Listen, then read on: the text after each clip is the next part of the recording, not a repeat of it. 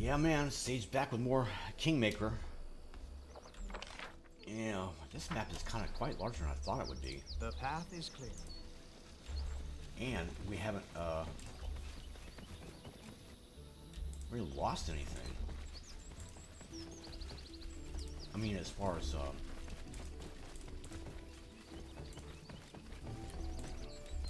Oh, look!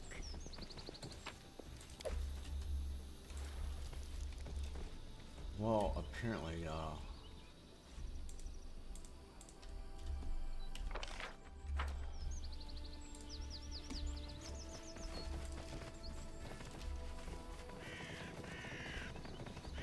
Let us be careful.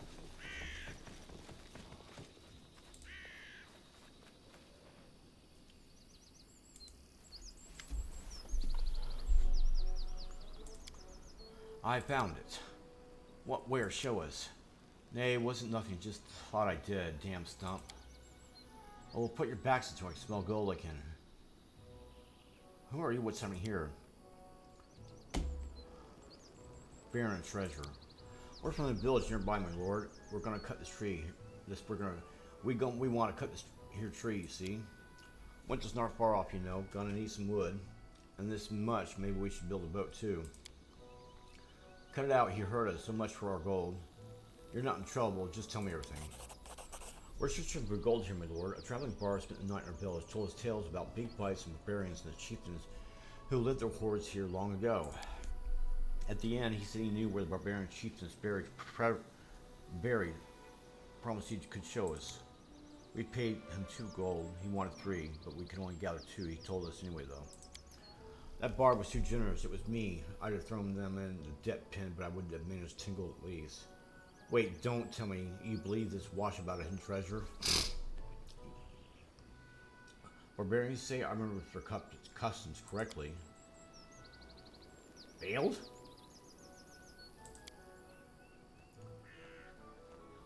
Why aren't you worried about wandering around these lands? It can be dangerous out here. We lived all our lives around here, my lord. Got nothing to be scared of. We met a kobold, we hit him harder. We met a wolf, we climb a tree. And patrol comes around, we run as fast as we can. As for bandits, we're not afraid of them. They don't cross us because we don't have 2 coins to scrap together. Maybe there's some enchantment beneath the tree.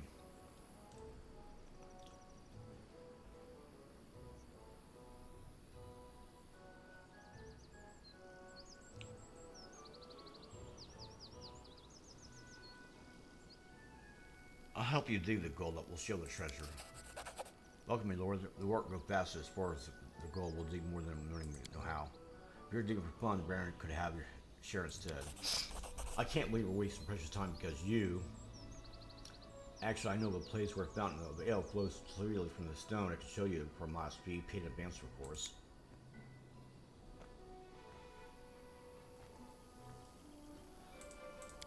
Nothing here. What happened? Did the bard lie to us? Because we paid too little and held a grudge. I told you, don't be greedy, I said. Get your stash out of your boot. And what did you do? I know which way he left. It had only been a half a day. We could still catch him. We'll get on our knees before him and empty our pockets if need be. He'll forgive us. Then he'll tell us where the treasure really is. Come on, let's go.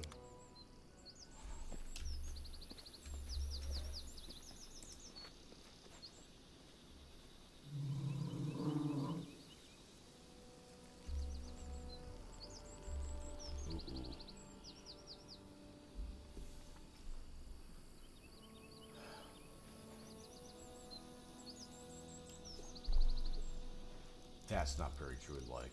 Ooh. Yeah, I gotta admit, that was not very good.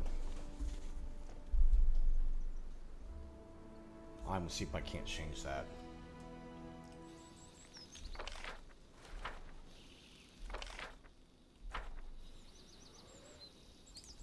I have to do this all over again?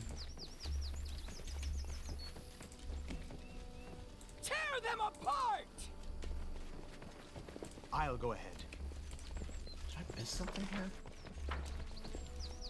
Yeah, damn it.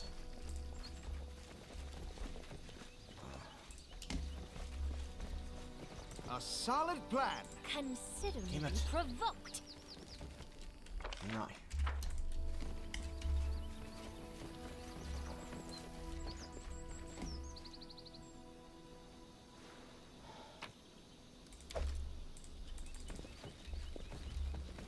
up there in a minute.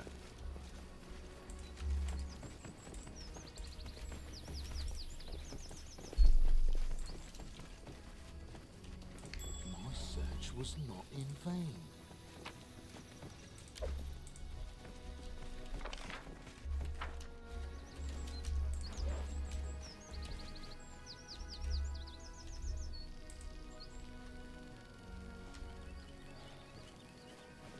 The path is clear. We'll do it the hard way.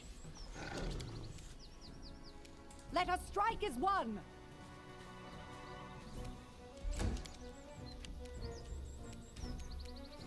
Forwards!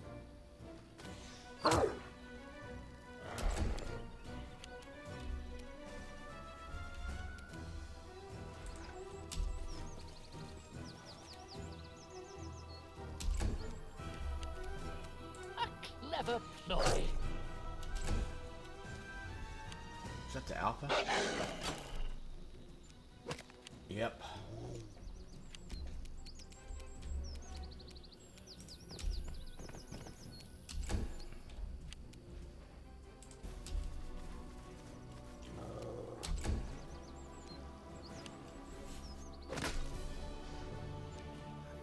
Is there two of them?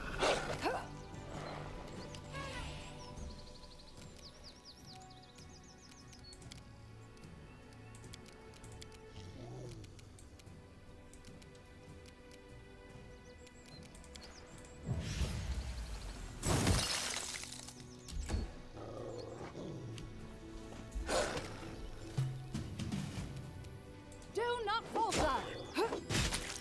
Ooh, nice. Aim carefully. They go down!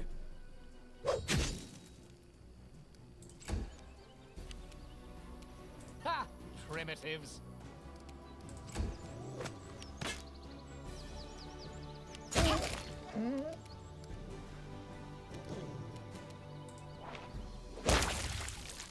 Wow.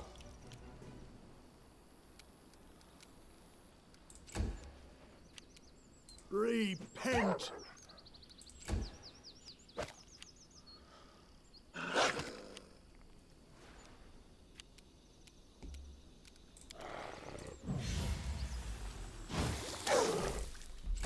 That wasn't very much. Onwards!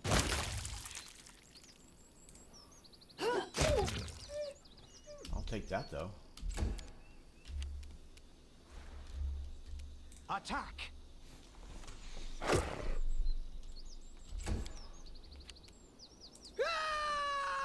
Ah!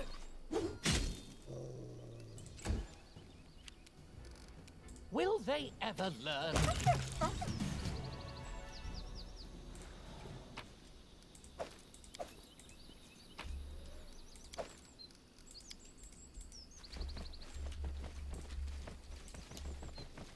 A fatal mistake.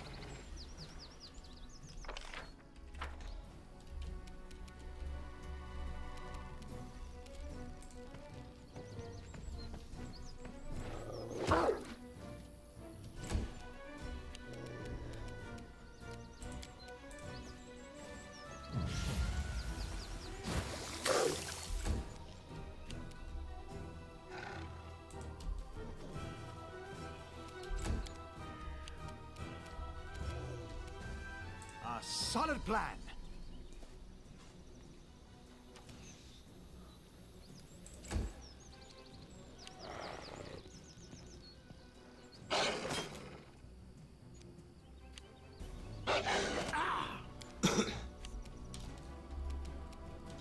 A fine use of my talents.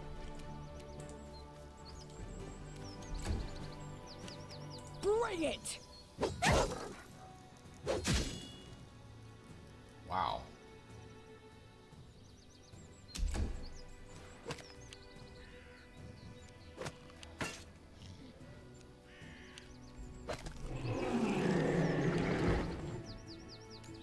Did it trip him?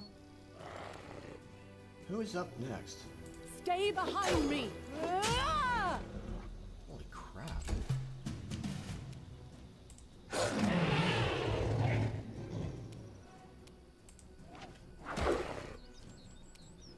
tripped up a mammoth. That's pretty wild.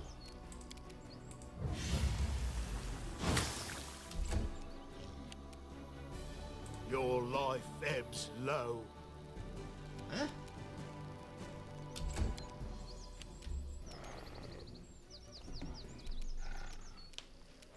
Forwards! I'm kind of curious about something. A clever ploy. Tear them apart!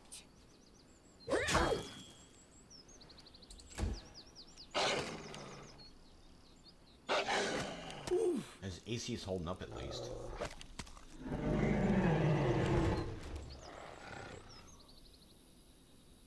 Let us strike as one.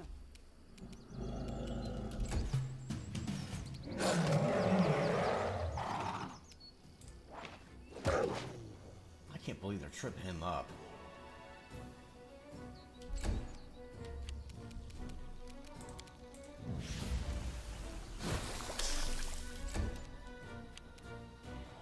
What a waste!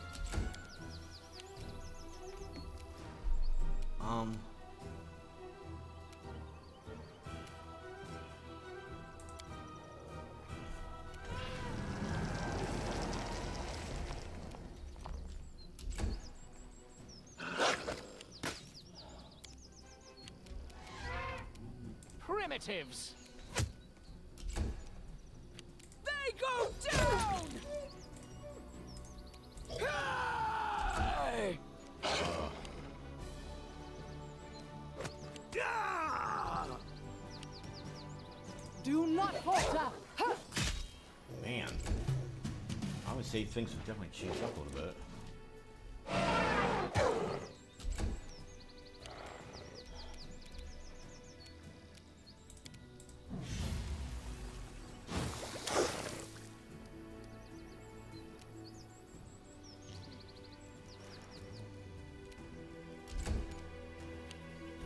Become as dust.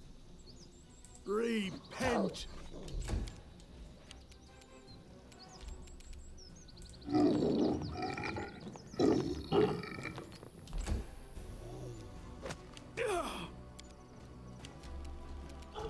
Will they ever learn? Boy, these guys are really Bring it. Tear them apart. they're really tripping people up, man. Onwards. Ah!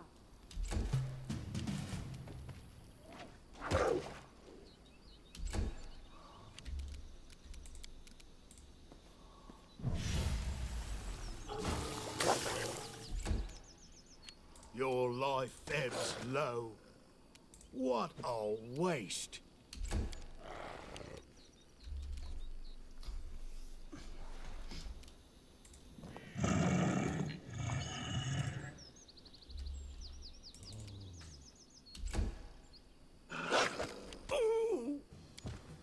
God almighty. A fine use of my talents.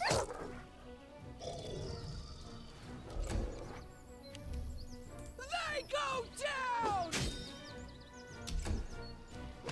Could be worse, and will be. Stay Definitely will behind be. me. Ah!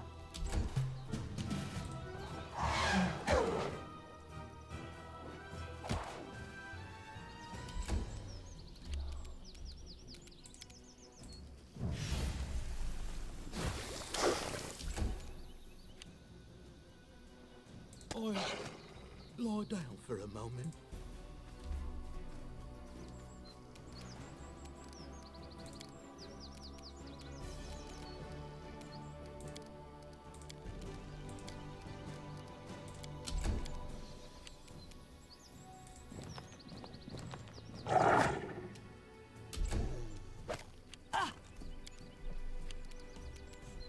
Unbelievable. What the hell's his strength? 18? God. Wait a minute.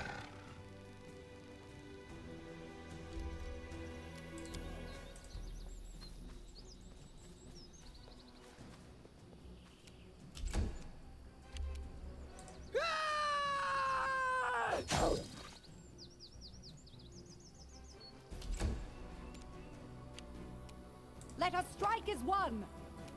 Do not falter.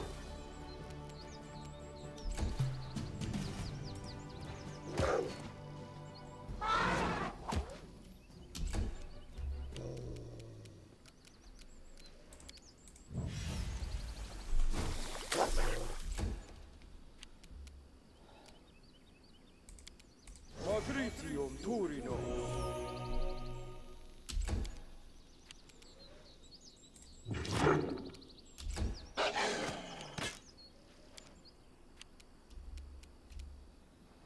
A clever ploy. Bring it.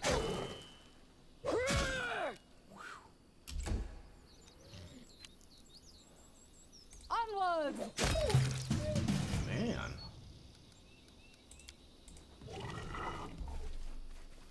Patience.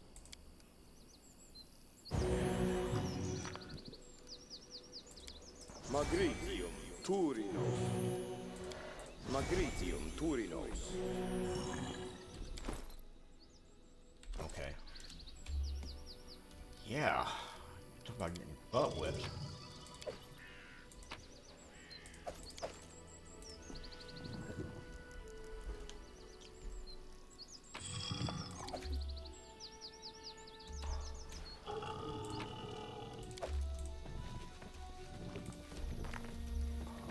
What's that?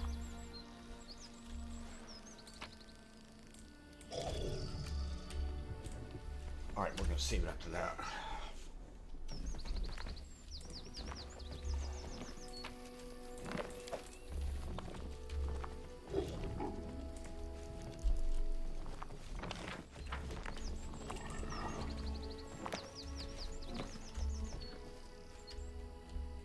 I'm still a rock?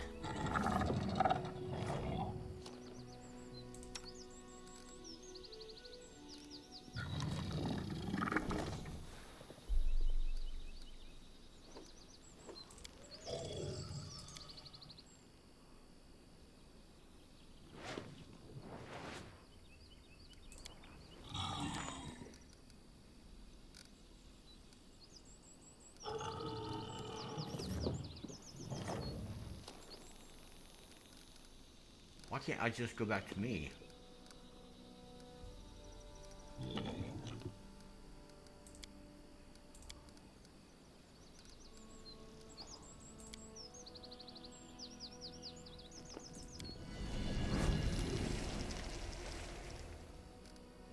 Way down?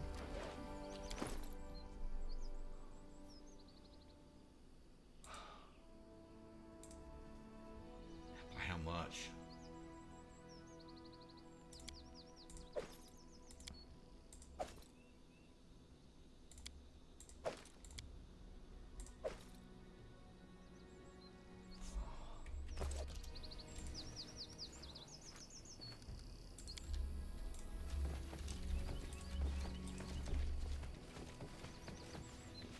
I did as you asked. God damn, really?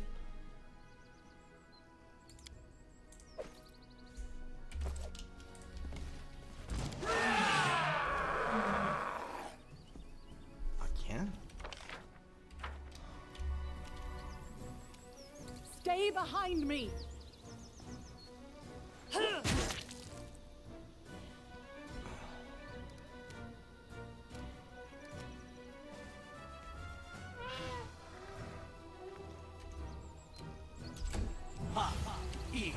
Greeting. He just hasted? Yeah, he sure did. Actually, hold on a minute.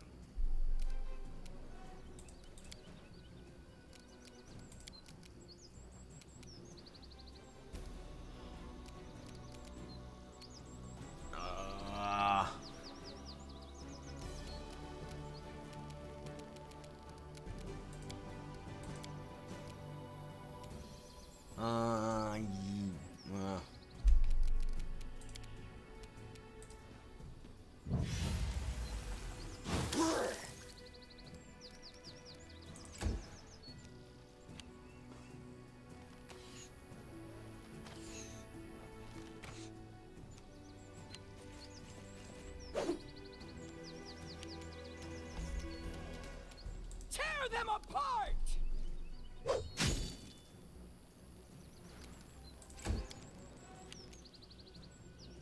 A solid plan.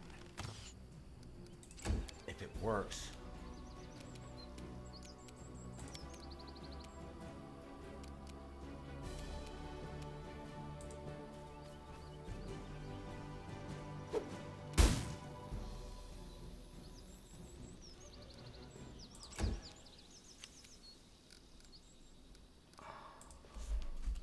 Yeah, but did that work? He still hasted.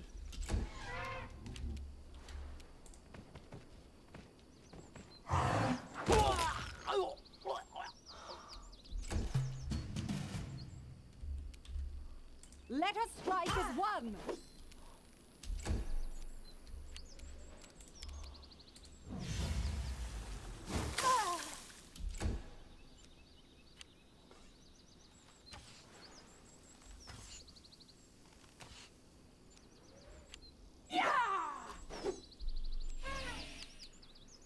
They go down!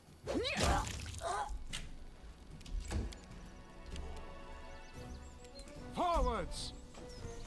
Ha! Primitives. Become as dust.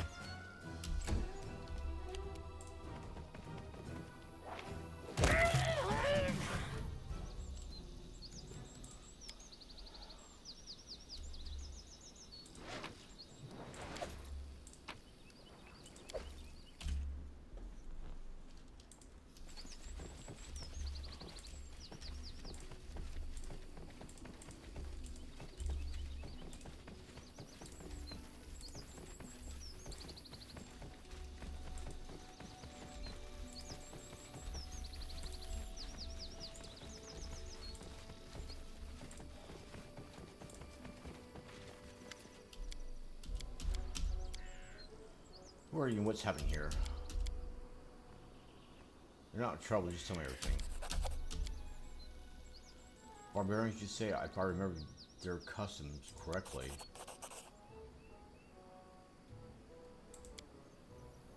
Why aren't you worried about, you know, tick magic?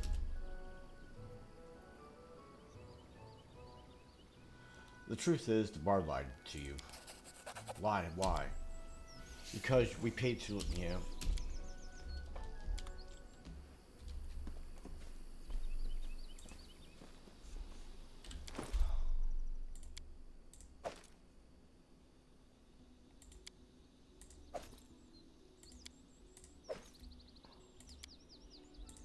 Actually, what's worth more?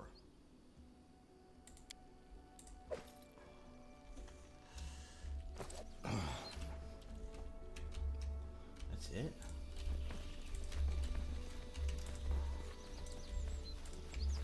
There was something more up here, I remember that now.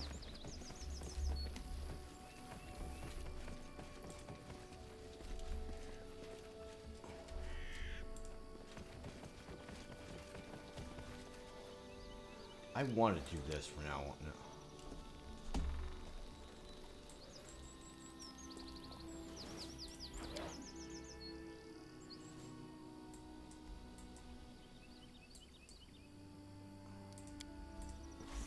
You've lost a chance to resolve this peacefully.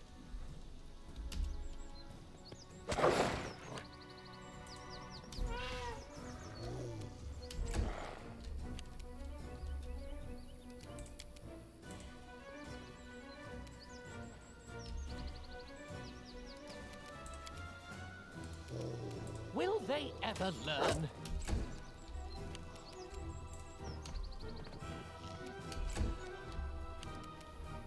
Hey! Hey! Do not falter. Aim carefully.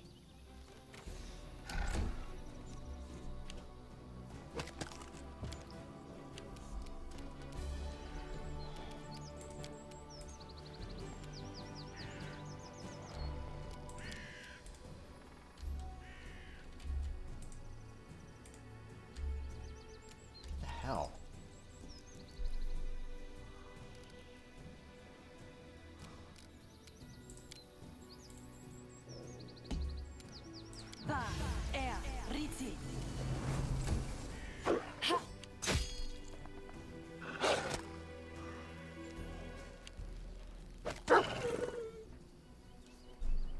you just kill that?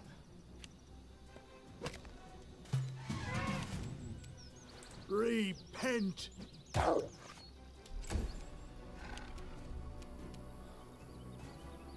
A fine use of my talents.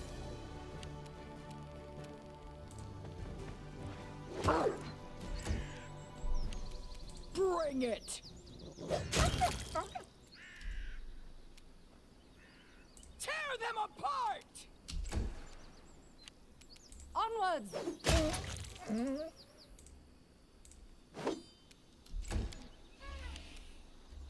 Attack!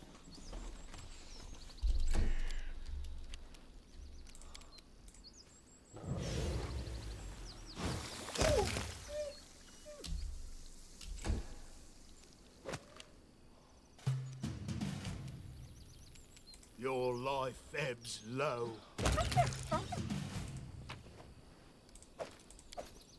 Damn.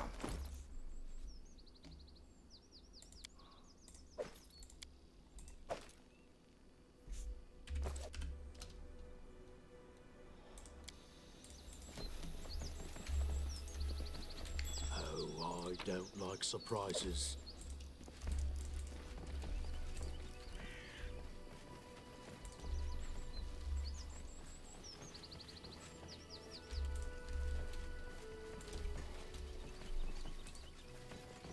What for Gorham?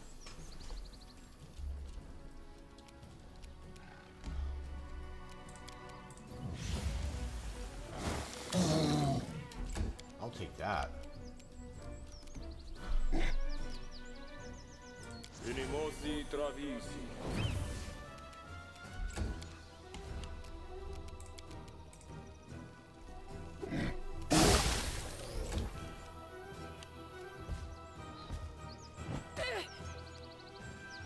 They go down! Why not? Ah!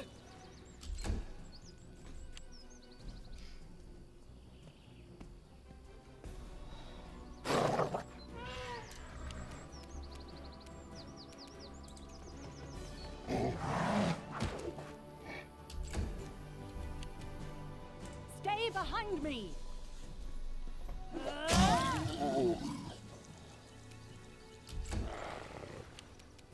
What a waste.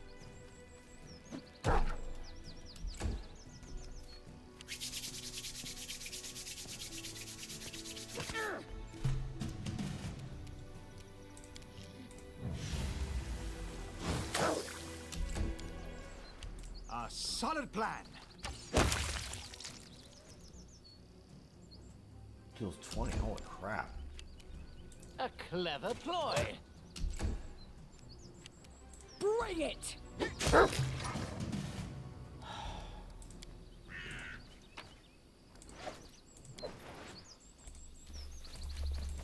Alright. So You see that? Done and done. we're good on all accounts. So now we need to go back down to here.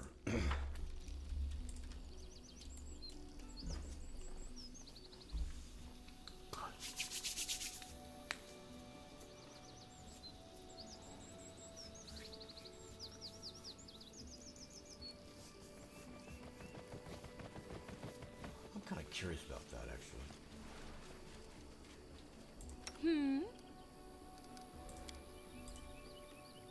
Ba, Rizzi. 23. That's not too bad.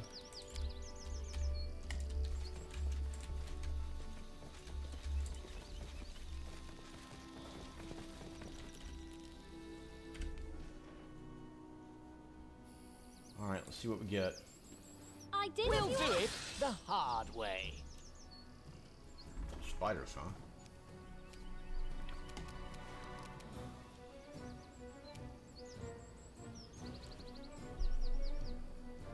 Hmm.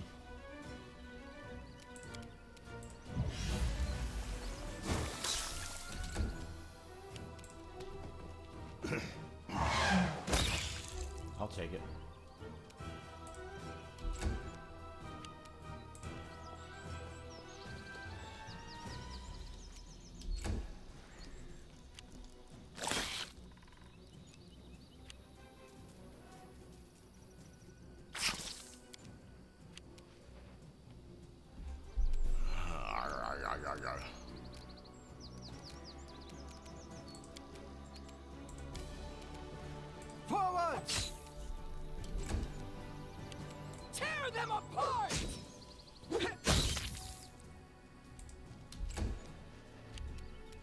Primitives. Let us strike as one.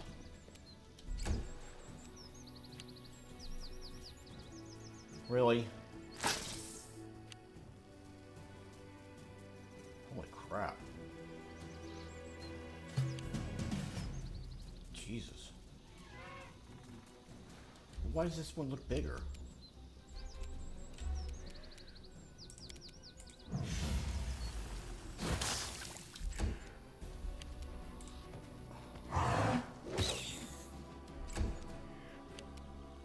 Become as dust.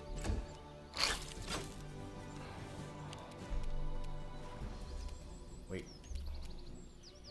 Aim carefully. They go down! Hey! Will they ever learn? Do not falter! Huh!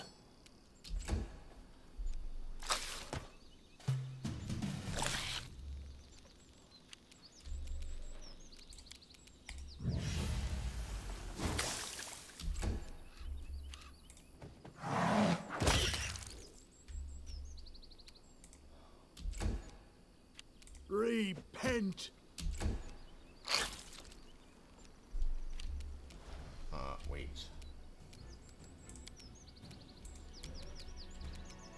Attack! That was solid enough. Bring it!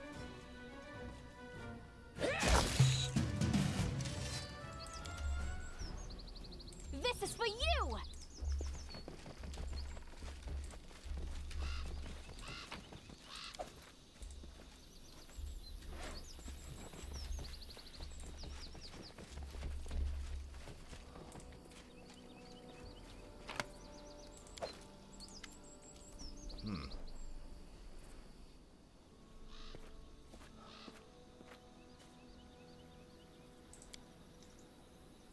Examine the statue.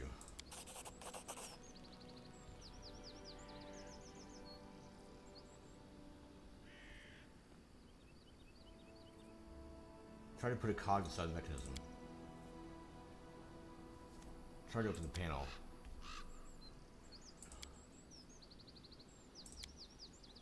All three of them to open the panel.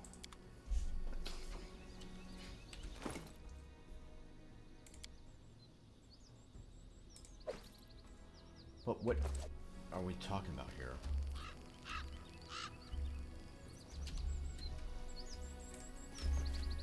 The path is clear. I'll come back, but...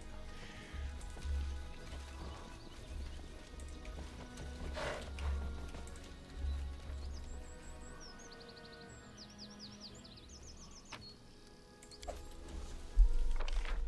don't call anything over there.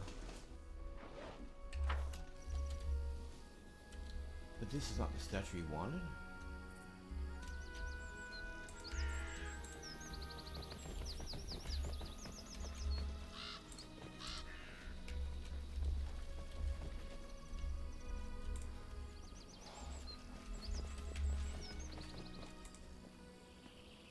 I did as you asked. Tread lightly.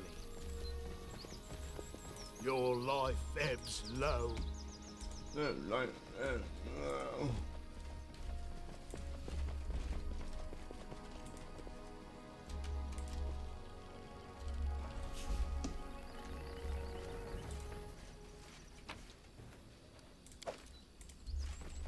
Alright, not bad. Let's get out of here, though. Well, yeah, let's get out of here. Let us be careful.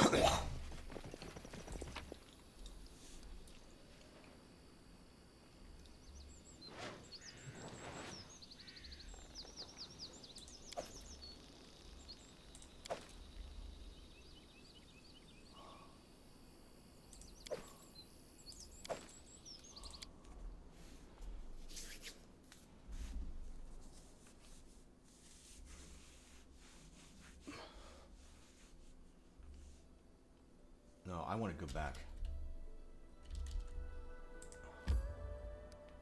Yeah, I need to go back.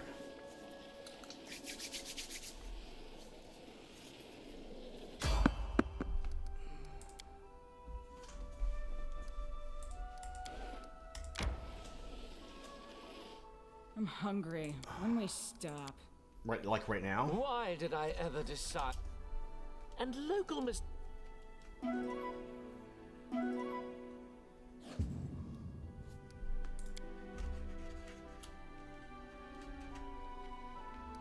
I'm trying to get to the kingdom. I'll get there.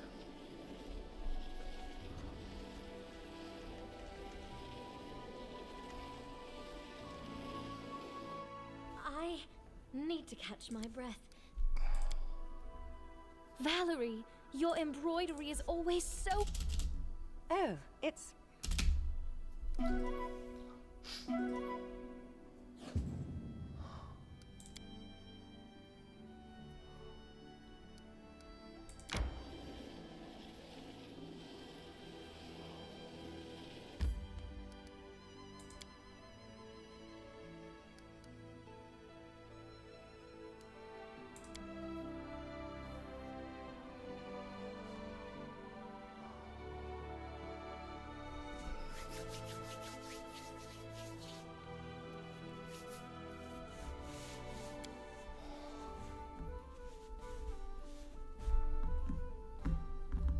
I wonder if that new merchant came here or not.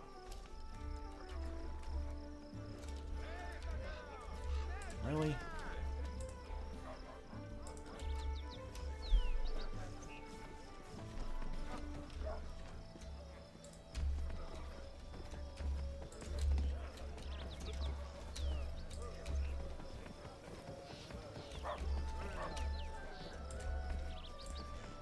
The All right. path is clear.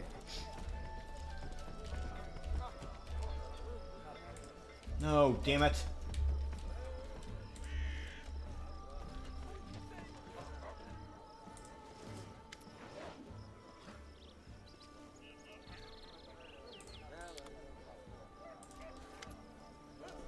I'm happy to welcome you, Your Grace. I'm a wandering traveler and curiosity. I've come to your lands recently and hope to stay for a while until the roads come again. Tell me about yourself. I prefer to travel the wild and sparsely populated corners of the continent. The farther I wander from big cities and trade routes, the less competition I have from rich merchant guilds.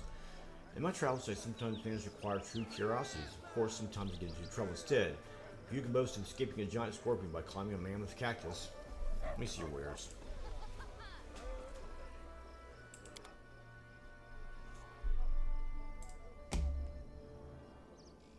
That's actually worth it right there.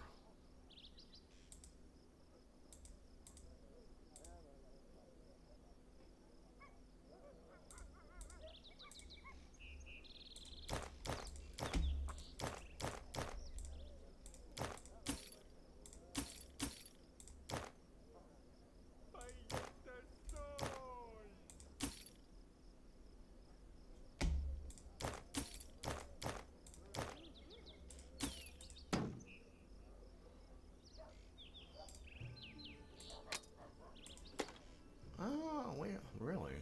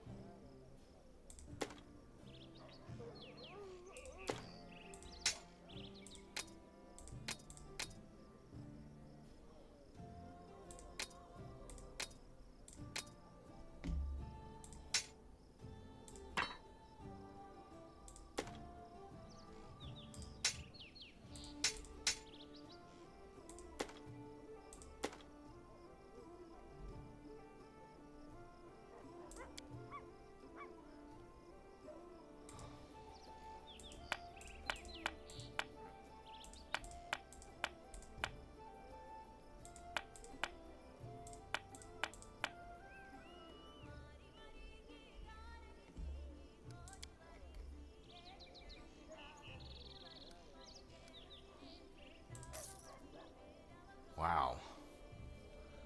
Those boots are worth something right now, though.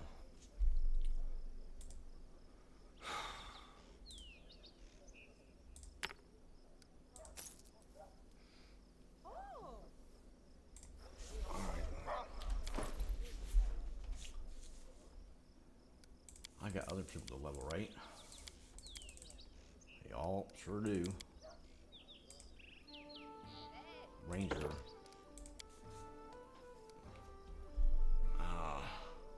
Perception, of course.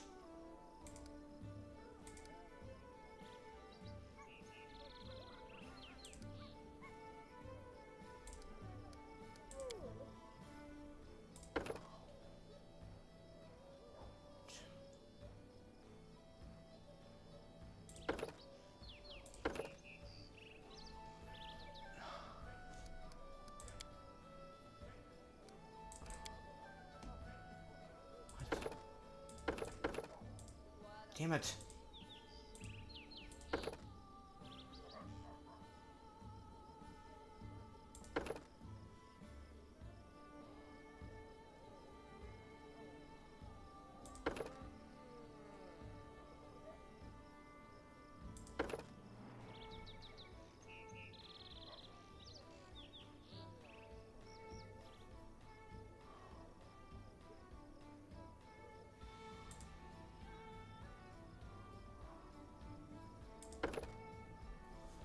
What is going on here?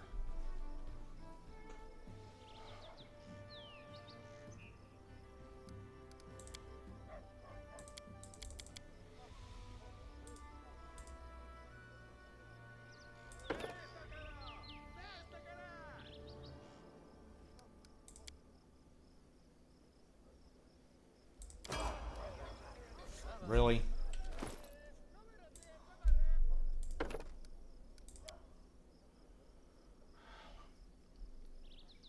Perception, persuasion in her case, trickery.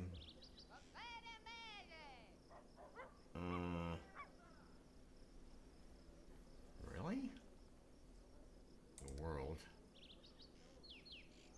still could be a little bit better. Bard talent.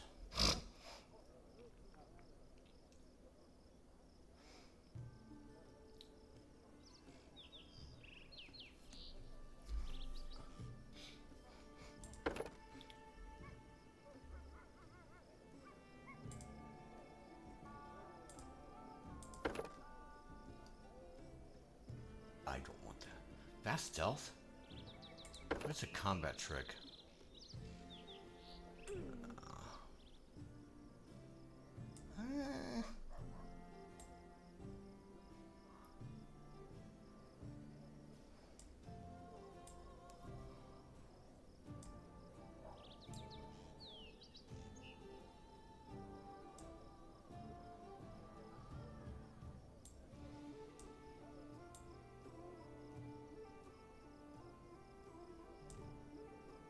I don't like that.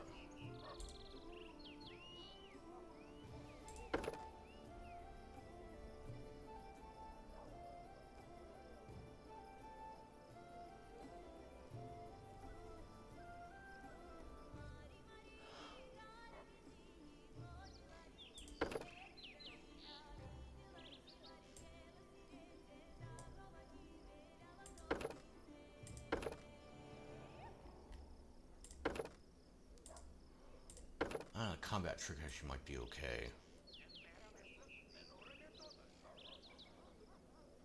A little tough. Endurance, dodge. Spells of second level.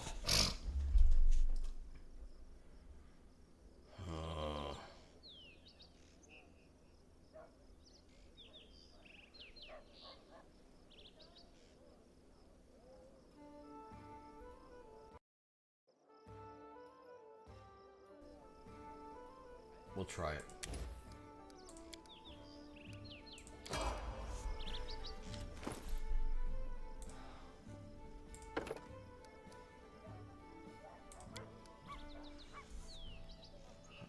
Religion, of course. Persuasion.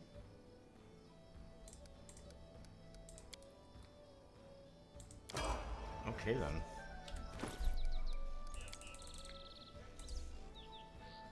Inquisitor. Well, religion would be in this. Oh, hold on.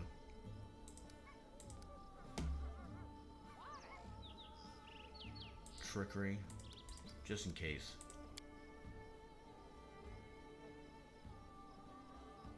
Teamwork feat? Sure.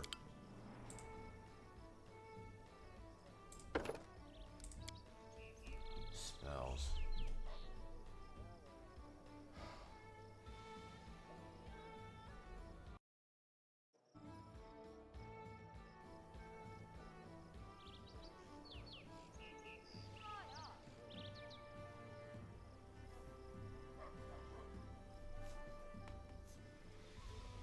Ooh, that could actually be really good.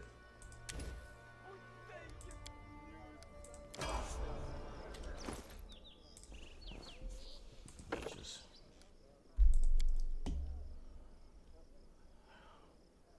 Perception.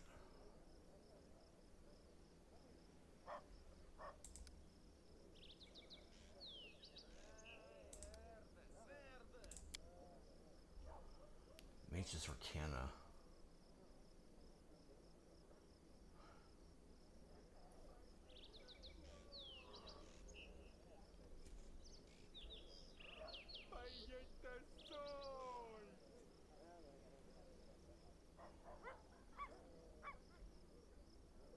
What's the difference here?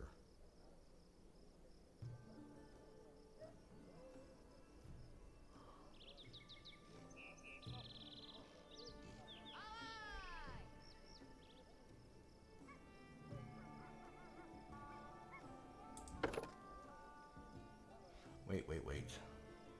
So we got reach matching. What about empowered matching? Actually, that's better. Spells. Blur. Molten orb.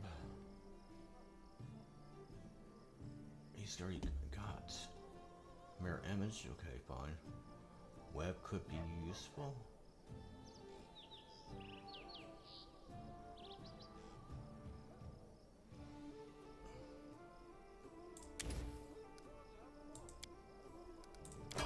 All right, save it.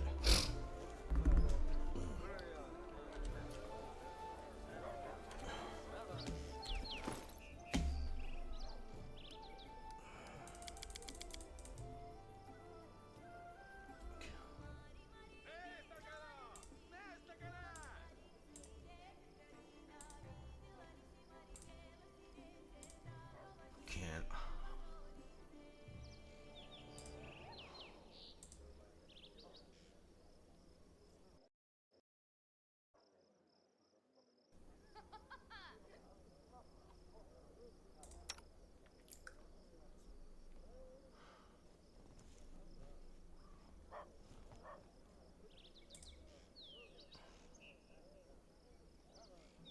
Heavy crossbow +1.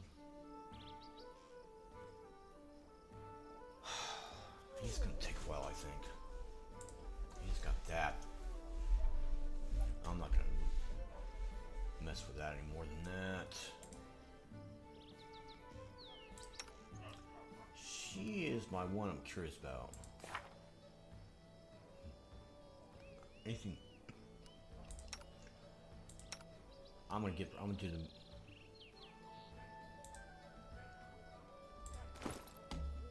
I'm gonna give her the boots.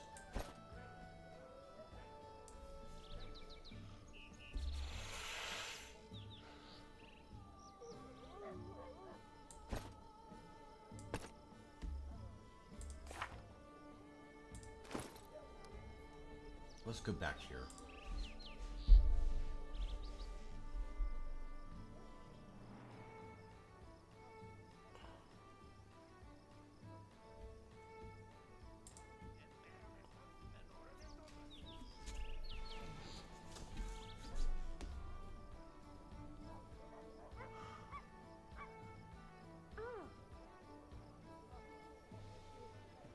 What's this give? Dodge bonus.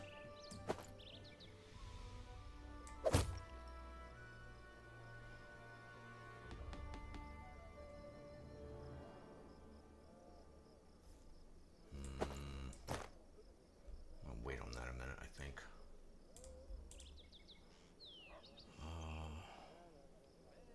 That might be good for her too, though.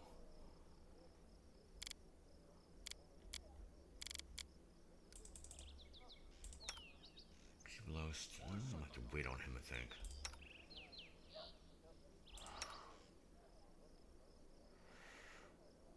What's her mobility? 9. Not like she's gonna use any kind of weapon either, though.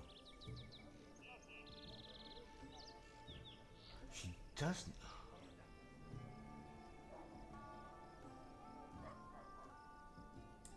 That's in case. Oh, she has one.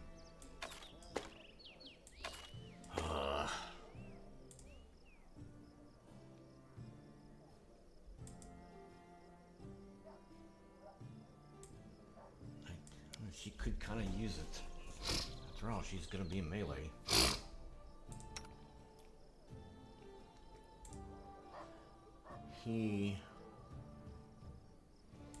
Yeah, I'll give him that for sure. Heading ace +1?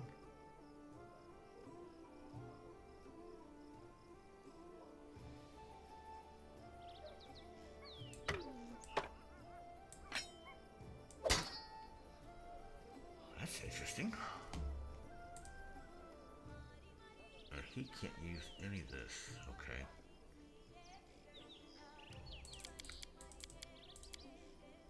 Her? No, she's fine like she is, man.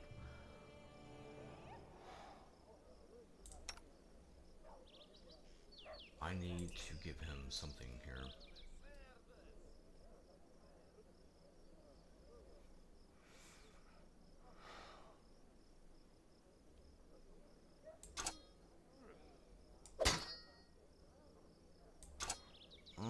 We'll come back. We'll come back to him. Surely he can get a ring. I don't know about the cloak yet. Lindsay. She's using a cold iron dagger.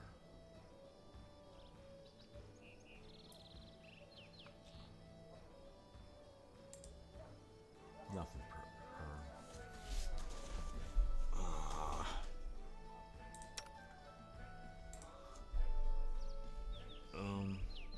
Corsap is decent for him. Armor. Can he wear any kind of armor? Apparently not. Her. Weapon? No. She's got the scythe. Great club. Armor? No.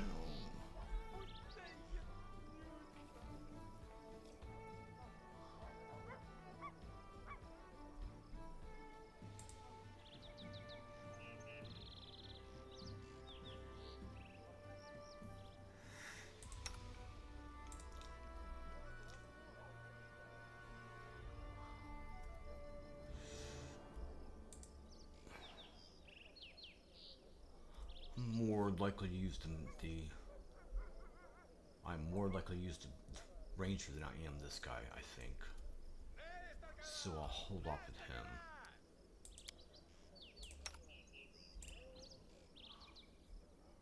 We want to give him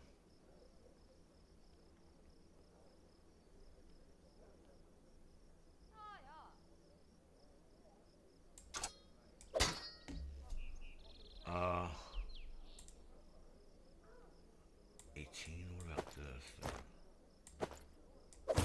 That's fine. We'll get.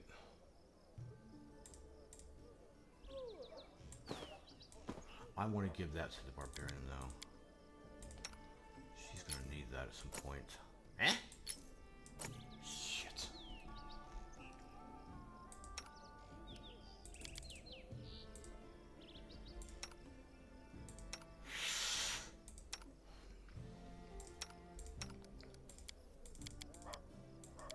Lindsay. You.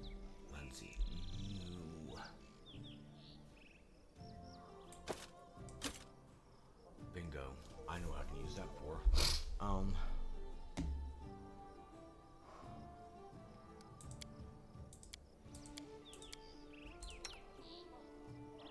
what? Hold on.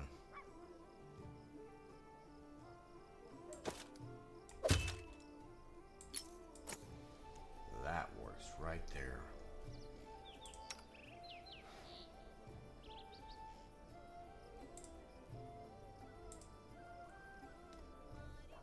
Anybody else use that leather though?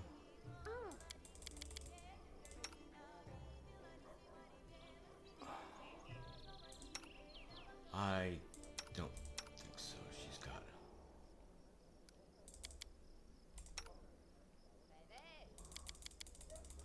So I can actually try and sell this for more.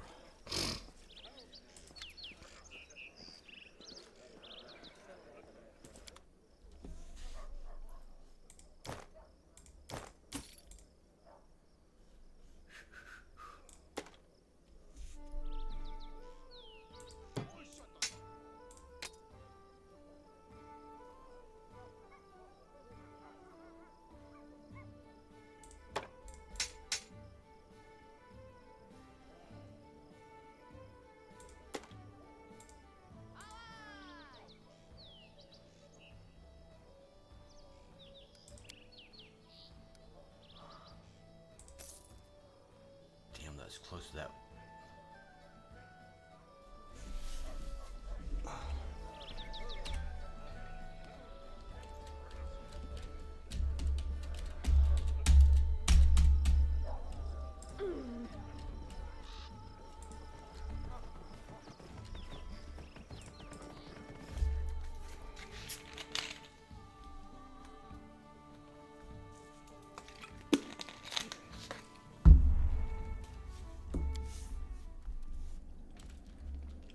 I'll go ahead.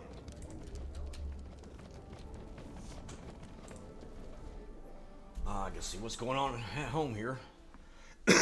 Troll sighting.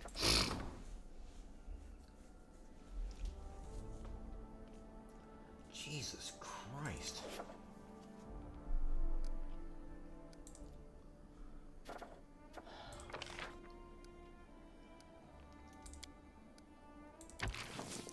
Tuh.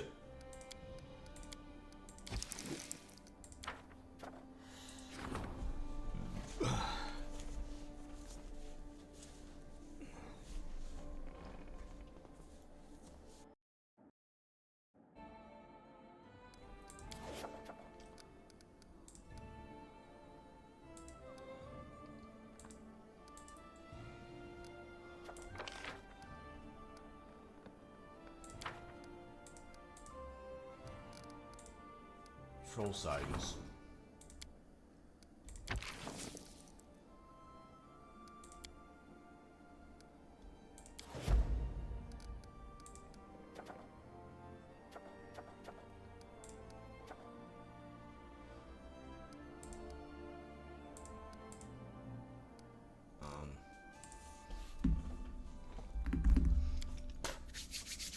What else can I do?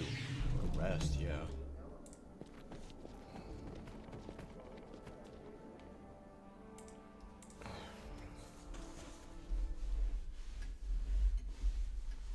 Okay, and this one here, we are going to do a lot of talking, so I'll take a little bit of a break, come back, and that's what we're going to do, because I want to see what's going on with people. Pause would be a good indicator.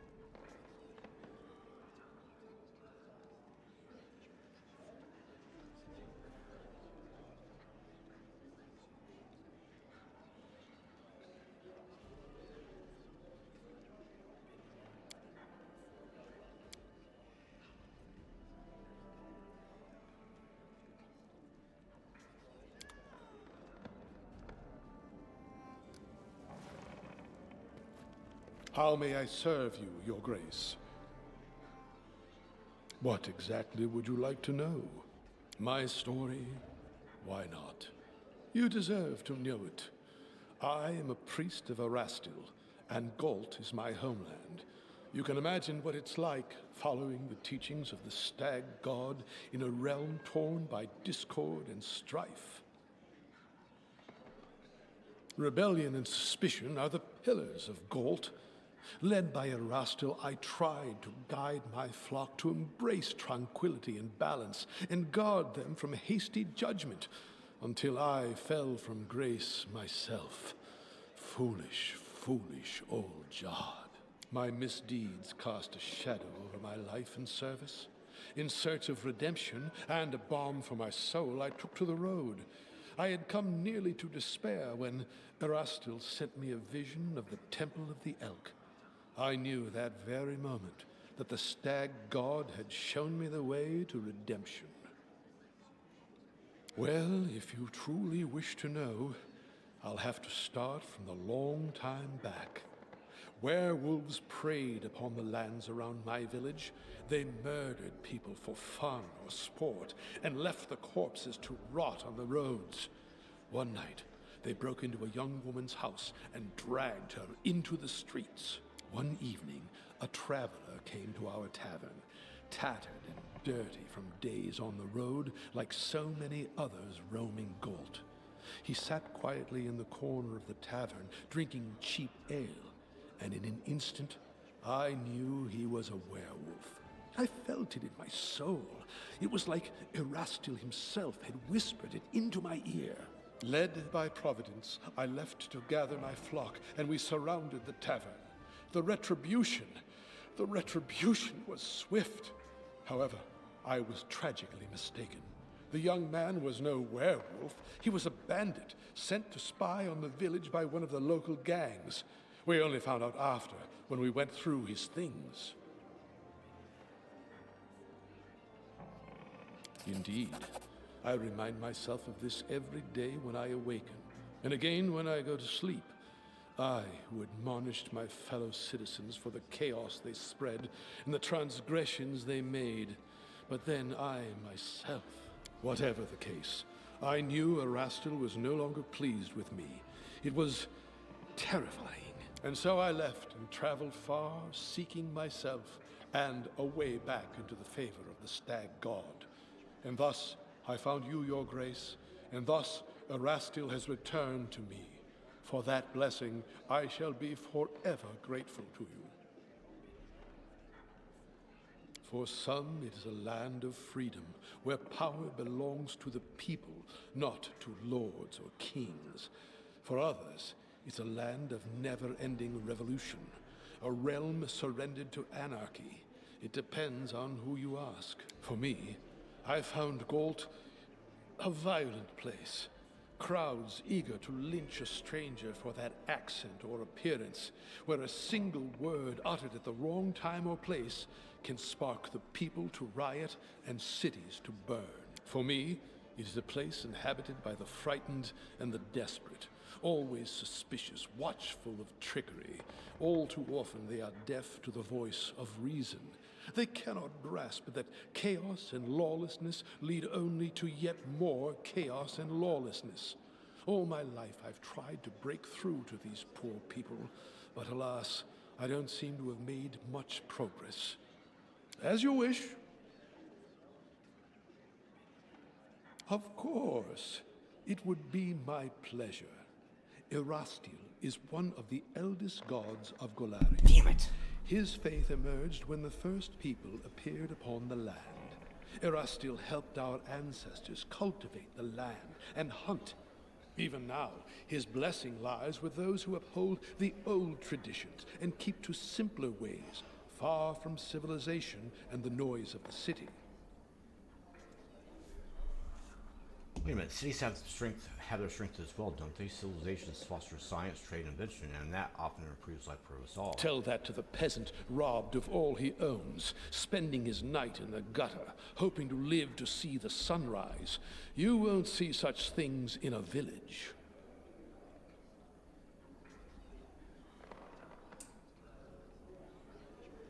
Well, you do have a point indeed. Cities can be places of evil and wrongdoing. I'm glad to hear you agree. These days, many are deaf to the wisdom of generations. What does wrestle man of his faithful? The word demand does not befit the stag god. Honesty and friendship, loving families, merry weddings, and newborn children in their mother's arms, they bring a smile to Erastil's face. He loves his people and rewards them with fortunate hunts and plentiful harvests. But he has no temper for sloth and vanity. He never bestows gifts upon his faithful, measuring their worthiness. We ourselves must win our daily bread, but the stag god comes to our aid in times of need and strife. Always had respect for Erastil and his priests. I see it more clearly every day. Erastil himself led me to meet you. Your keen spirit will serve you well. I am happy to help. How are you enjoying your duties as a high priest? Everything is all well, Your Grace. I just keep forgetting what a mess it is in the stolen lands, and how troubled are the minds of its people. Sometimes I must listen to such nonsense from my visitors. Erastil, forgive them. Phew.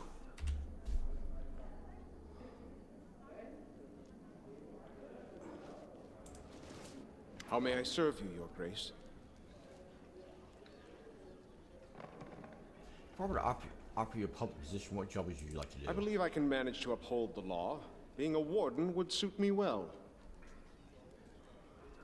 What did you do to be exiled? I believe I have a right to know. Fair enough. For a Garess, the prosperity of the house and the honor of the name stands above all else. And I was betrothed to a widow from another noble house. My father, don't imagine that Yeah, I already remember that now. Storyteller. Let's go down to him. I gotta figure out one. I want to see what he has to say. Okay. Your Grace, my stories are calling for you. Have you come to answer the call? I brought some relics. Are they worthy of a story? How interesting, may I, Your Grace? Oh, the symbol of the tribe, the children of stone wear such pendants as protective talisman. I would gladly purchase any you have. And what is this I hear? The voice of trees. Smelled. Yes, we know the triad coins. Now, are you some?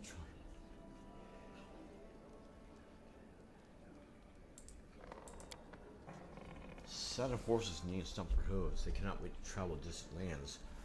Searching for the legendary treasure of an ancient empire. I can feel the bravery of the previous owner. But she dreamt of adventure and fame. Do you wish to know what her path led her? I certainly do. Find the rest of the 5 belongings, and together we might uncover the story of search for the gemstone cave.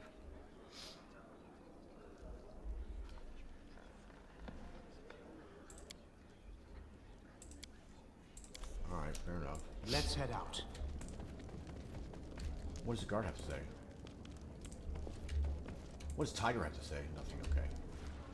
She wants us right here? Why isn't he outside? Let's go outside and get everybody that way, I think.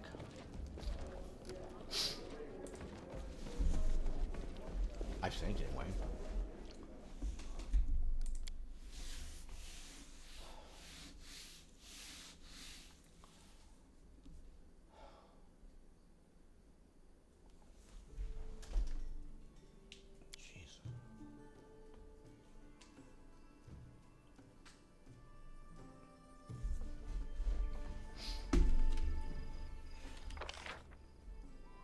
Yeah, see, this should be all over the place.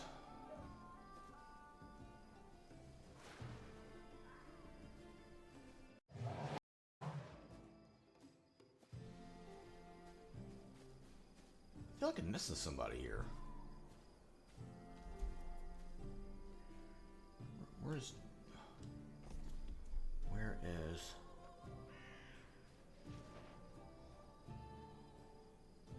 See, Amiri is in the tavern.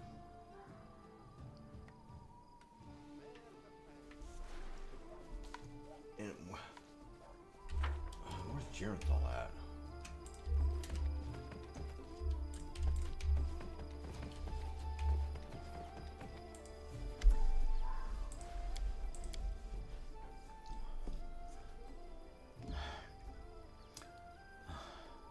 I don't remember hiring a guard captain or any guards for that matter. I came here from Rostov and does my best guards by order of Lady Chimandi Eldora, Your Grace. I hired the rest among the locals. Don't worry, Your Grace, we're now the subjects of the barony. We're sworn to serve you faithfully and loyally, and you can count on us. Besides, we draw a salary from your chests. Of course, everyone is ready for us to die protecting your grace, but there's still some work to be done when it comes to this discipline. You know the dwarven author Baldric Zebras, Garlic Tundras? The name escapes me, but my home boneheads used to read his books about guard duties. Guard duties, rights on guard duty, and I have to teach them a lesson or two. I'd like to learn something about those who serve me. Of course, Your Grace, I've been a guard all my life. I started snot-nosed runt in the night watch, where I stopped is famous for its fencing schools. Young people from all the river kingdoms come to study there. It seems every person has a sword, and every third thinks they know how to use it better than all the rest. A misspoken word or drunken fight can quickly lead to a stabbing rampage. That's why there are so many guards in the city, and they don't accept just anyone. Lady Chimandi took note of my achievements and marked me for advancement. That's why I'm here. As for Dahlia, I found her on the street about a decade ago. I remember vividly a tiny dwarf girl sitting on the temple steps. Dirty face, barefoot, beating a piece of bread to a stray cat. I saw her and my heart missed a beat. Where she's from, who left her alone, and why only Erastil knows. She grew. I tried to send her to learn a craft, but who can talk sense to a dwarf? She wanted to be a guard, and that's that. So now I'm teaching her myself. Look, she has a head on her shoulders and a fear and a strength. Highland, do the guards have everything they need? There's sufficient munitions supplies, Your Grace. Salary's fair. We've been enough to buy toys for the kids and a jug of beer. When this shift is done, of course the town is growing. It'd be nice to expand the ranks, but we can manage this ourselves. Greetings, everything is well. I hope I'm ready for new orders. Tell me about yourself. Really, you couldn't voice this shit out? What exactly would you like to know? I was born to a noble family, though I didn't remain long in the family estate. My father sent me to the Order of the Eternal Rose, but once I left, I realized that it didn't match my principles. Where are you from, and what was your childhood like? I was born in Brevoy, but in fact, I've never seen much of the country. I spent my childhood on a remote estate owned by my noble family. My father is a respectable philanthropist and benefactor of the Church of Shaylin. He's also a renowned private collector and great admirer of the arts. My mother saw to my education personally. From my early days, I learned good manners. I learned how to behave at the dinner table. I learned the difference between true nobles and low-born shut-up upstarts. I learned how to treat each of them properly. Our home was always under the protection of several paladins of Shaylin. My father had donated handsome sums to the order. One of them, a man of venerable age with a gray beard, once let me touch his shining armor. I still remember the admiration I felt when I touched the cold polished steel. Of all the memories of my childhood, that one is somehow the warmest one. Why were you sent to the Paladin Order of the Eternal Rose? As you can imagine, from my first days, I was surrounded by crowds of servants and nannies who never stopped praising my heavenly beauty. The paladins of Shaylin who used to visit our house echoed their praises. In the end, general consensus overwhelmed my father's better judgment. When I turned 6, I was brought to the church of Shaylin and told that this would be my new home. Don't pin me, though, I beg of you. Many who hear this story immediately assume my parents were cruel and had no love for their child. My parents had a respect for me. They taught me something that has supported me all my life, a sense of self-esteem. Besides, they didn't abandon me. Once every 6 months, he would come and visit me at the Order of the Eternal Rose. We had some tea and then an hour to talk around the garden. Then they would take their leave, as etiquette demanded. What did they teach you in the Order? A variety of things. Some of them appealed to me, others I simply couldn't accept. I enjoyed the physical activities and swordsmanship, with the arts, calligraphy, painting, poetry, and so many other ways to waste one's time. I guess that deep in my heart, I always knew I'd never be a true paladin of Shaylin. Wielding a sword always felt more natural to me than handling a paintbrush. Why did you leave the Order? Because of my heavenly beauty. According to Shailen's law, all art is sacred, whatever form it takes. Severe punishment awaits those who dare harm a painting, sculpture, or no matter how worthless the dribble might be. My looks always attracted unwanted attention from the pilgrims and acolytes at the temple. I received my first poem dedicated to me when I was 9. The author was some wealthy geezer, and that was only the beginning. Sculptures, pictures, poems, I was drowning in them. My admirers robbed me, and I had to respectfully accept all their garbage or mob me. The clerks of the temple were magnanimous, for my suitors made generous offerings to the church, but once time I was just snapped. Some wealthy idiot had dedicated an extremely untalented poem to me, and he had the nerve to read it right to my face, holding my sleeve. The hour was late. I was on my way to get some rest after a boring lesson on my rhymes. I lost control and tore the poem apart right in front of him. The paladin wanted to impose some punishment upon me. I don't remember which one exactly. He wanted me to repent. Instead, I just gathered my things and left. What did you do after you left the order?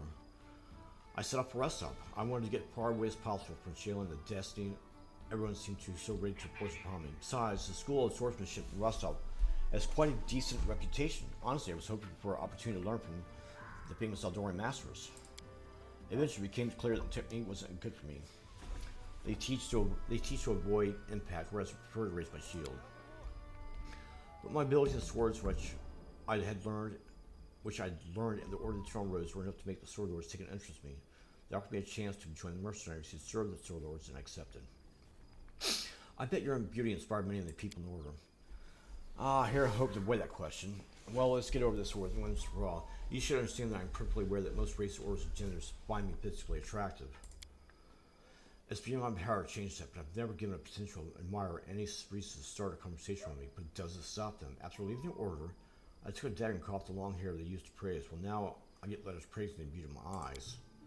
It was because of my appearance that I ended up in the Order of the Eternal Rose, though I never accepted to be I never wanted to be a paladin. It was because of my beauty that an infinite number of suitors had pursued me, all of them confusing simple politeness with hints of affection. But you know what I really want? I want people to stop treating me like a piece of art. I want them to notice that I'm a person. I'm capable of something more than smiling for paintings, where I sit wearing a lacy satin dress, holding a basket of peaches in my lap. Is that too much to ask? Thank you for your honesty. I understand very well. You're a true friend who can trust my life. I am truly happy that you understand me. Thank you. What? Holy criminy. Tell me about the way of Shaylin and her paladins. Shaylin is a goddess of beauty, love, and art. Her paladins are something like armored artists. That's how they like to think of themselves, at least. They are fanatical defenders of worthless, inartistic paintings and meaningless opposites, if you care to know my opinion. What paladins of Shaylin usually do. They wander around seeking the next pile of garbage, and when they find it, they call it an unwanted piece of art and admire it until they blue in the face. You might not believe this, but the paladins of Shaylin aren't allowed to slay their enemies, so they beg for mercy. Can you guess why? Because a bandit, rapist, or murderer who has been put to the sword will never be able to create something beautiful in the future. So paladin overpowers her enemy in battle, then it inspires him to create a masterpiece. It might sound hilarious if it wasn't true. Plus, all of Shaylin's followers are obliged to practice some sort of art in his or her free time. Every single day, no matter who else is getting on, even if you're feeling sick or hungry or sleepy. Otherwise, according to the clerics, you lose your connection with your goddess, a preposterous notion, wouldn't you agree? You speak of Shaylin with such contempt. What did the goddess of beauty do to earn your anger? She's been trying to ruin my life. Shaylin, the goddess of everything useless that ever existed in life, all the beauty in the world, like all the art, all the soulful sighs of the moonlight. They'll never find a single family. I beg of you to restrain yourself from offering your own opinion. Trust me, I have learned everything you can tell me more than once. Thus, nobody can change my mind. As for Shaylin, she's the goddess of idlers. I almost joined her preposterous entourage. I'm just glad I was smart enough to denounce her when I still could. I understand not every piece of art is good or indecent, but surely there must be a few great works among them. Is that what you think? Many share that delusion I was deluded to for a while. Now, I consider all works of art useless. People create this garbage because they have nothing better to do. The peasant doesn't paint a picture, he plows the earth to feed his family. The soldier has no time for sculpture, he must defend his homeland. But idlers and slackers have plenty of time to waste, so they smear canvas with paint and imagine they've done something worthy and valuable. You said that every paladin must practice some kind of art. What kind of art did you pursue? That I used to embroider. I still do from time to time. It's something I assure you, just a simple task to keep my hands busy and keep the gloomy thoughts at bay. Nothing special. Oh, man, what a lot to talk about. So you're an atheist, you don't worship any deity? Right, I need no guidance from above. I have my own good conscience, my leader's orders to live by. You know, you don't have to follow etiquette and maintain good manners while speaking with me if you don't want to. I'm aware of that, but I was brought up first by my parents and then by the mentors in order. Besides, I was born to an old family, so I'd rather enjoy the ideas that my father. So I'd rather enjoy the idea my manner of speech differs a bit from the common language of the peasantry. You can't imagine how many social climbers have bowed politely the moment I open my mouth. I guess you have plenty of suitors. Sadly, you're right to suppose that. Even here in these remote lands, one can find offspring of many noble houses, all of them consider it and their duty to kneel before me, beg me to walk them in the garden. Oh, and don't forget about the village oaths. They understand the concept of nobility perfectly well. So they realize they'll be punished if they dare make any advance towards me. So they prefer to stare from a distance, drooling, and believe me, I can very well imagine when they discuss in the taverns.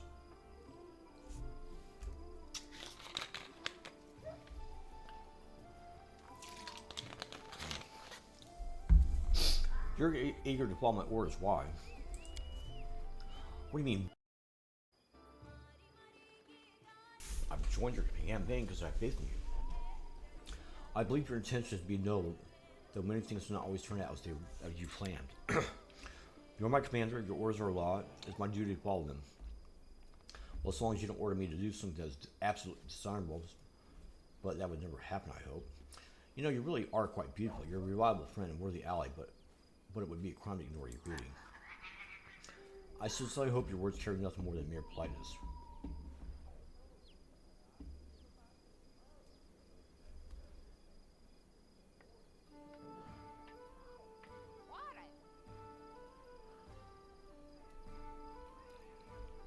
And what if I meant something else? Are you afraid to yield to temptation? I know you have plenty of serious, but I'm not afraid of competition. With all due respect to Ashley, you never bring this up again. Of course, if you battle her, okay. Alright, sure, fine. Thank you for the conversation. Talk to you later. As you wish. God.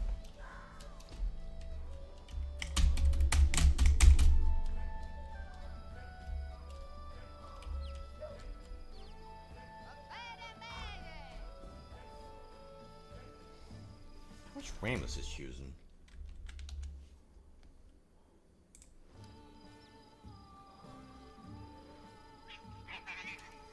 Something seems a little off.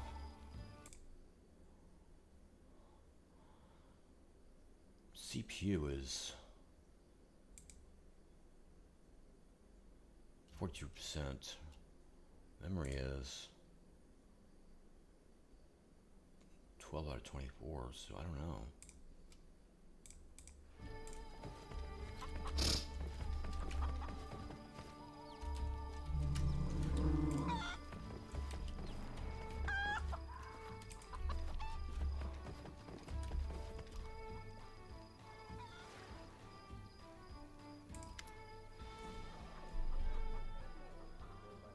Greetings. How may this humble chosen of the great Sunrunray help you? Tell me about yourself. About myself, I wouldn't know where to begin. You know my name, my faith, I follow Sunrunray, and I've traveled from the Padish Empire, Kalesh, to be here. What else do you want to know?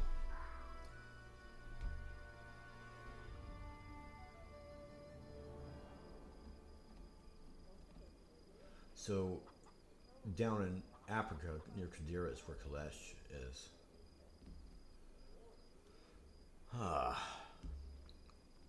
Forgive me, but from your manner of appearance, you don't strike me as a Kalashite. You have nothing to apologize for. Truly, I received my name and appearance from my parents. who have come to Kalesh from afar. I've never knew them, for the fate had separated us when I was young, so I grew up in Kalesh, raised by the followers of Serenray. My home is where my heart is, within the temples of the great goddess, among the wise and generous men that look upon themselves to care of a child that was so unlike them. I learned mercy and patience from an early age, and it was these virtues that have made me the man I am today. Do you enjoy traveling? Oh yes, no library, no archive, however large, would have ever allowed me to learn as much as the world as I have in my journeys. It was only outside the temple walls I realized every living being is a world unto themselves, a world where many contradictions and passions coexist. Each realm leaves a spark in the lives that live there. The lives that live there. Oh God. Only by visiting it, by breathing the same air, walking on the same soil, can you understand its people. What drives them, what frightens them, their dreams, and how they honor their gods. Doesn't being outside the temple make you uncomfortable? There are many ways to honor one's gods. Eldir, it is true shrines play a role in the lives of many of the people, but even more, find other ways to serve Serenray. The healing light values good deeds above all. I cannot stand by and watch evil claim others. Perhaps there was another reason why I chose to go into my pilgrimage, leaving behind the temples of Kalesh. My faith is in my heart and my hands. Millions lie honor Serenray and their temples, and my soul is filled with joy when I think of their devotion to the goddess. Nevertheless, my path is a different one. Do you know where we're going next? No, my thoughts were far from it, for my mission here is not yet done. Why do you ask? Do you wish me to leave your lands?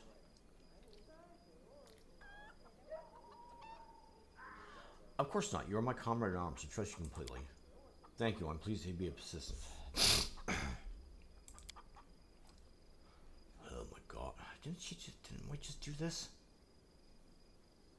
What can you tell me about Serenray? Serenray is the goddess of temperance and patience. The solar flame goddess teaches us compassion for the rare and mercy to those who can go astray. What would you like to know of her? I'd like to hear about the history of your faith. There's much to tell, but I'm afraid I would miss the mark and fear I would bore you. Is there something specific you wish to know? How did she come to be? Serenray is one of Galarian's eldest deities. Once she was an angel that had gathered armies of her celestial allies behind her. The battle in which she showed her valor to decide the fate of the whole world, and in her victory she was rewarded with divinity. In the sacred text, Serenray is shown as a beautiful bronze-skinned maiden, her hair dancing flame. But her appearance is not what matters, it's the grace that she brings to her touch, healing and salvation. Tell me about the battle you mentioned. What was the act of valor of Serenray? Her greatest moment of glory in her battle against the monstrous Robogug, the rough beast, the great destroyer, who threatened to destroy Galarian. Serenray delivered the strike that staggered the horrendous creature and allowed her allies to shackle it. Once the rough beast was captured, the goddess split the earth, and the goddess threw the behemoth into the depths. Once it was done, the goddess sealed the pit and commanded her people to stay away from the scar that was left in the land. Alas, mortal beings are imperfect. Not even the most faithful amongst us can always follow their deity's commandments, even when such commandments are meant to save the world and their followers. I want to pray that the goddess never again is as pure as she was with Gormuz. Gormuz is a state bleeding.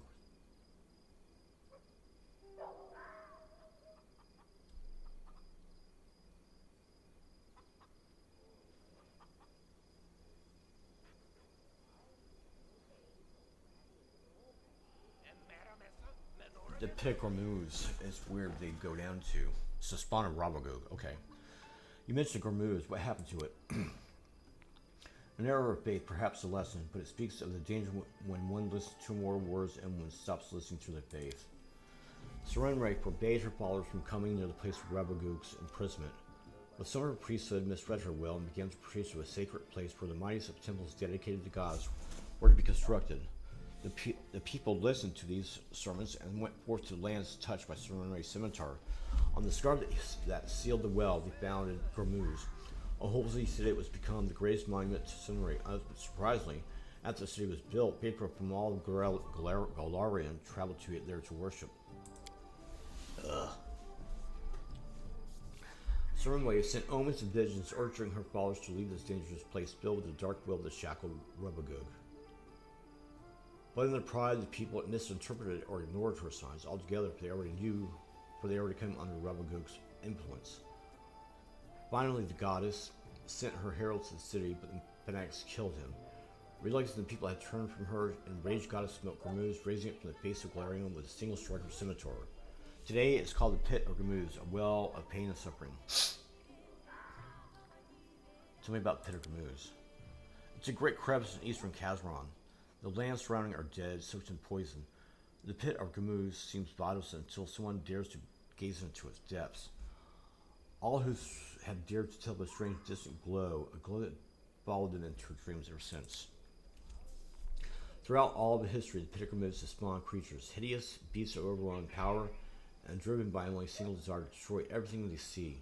Some are defeated, such as the nightmarish Alnaunt, whose carpet to this day towers above the capital of Syrian.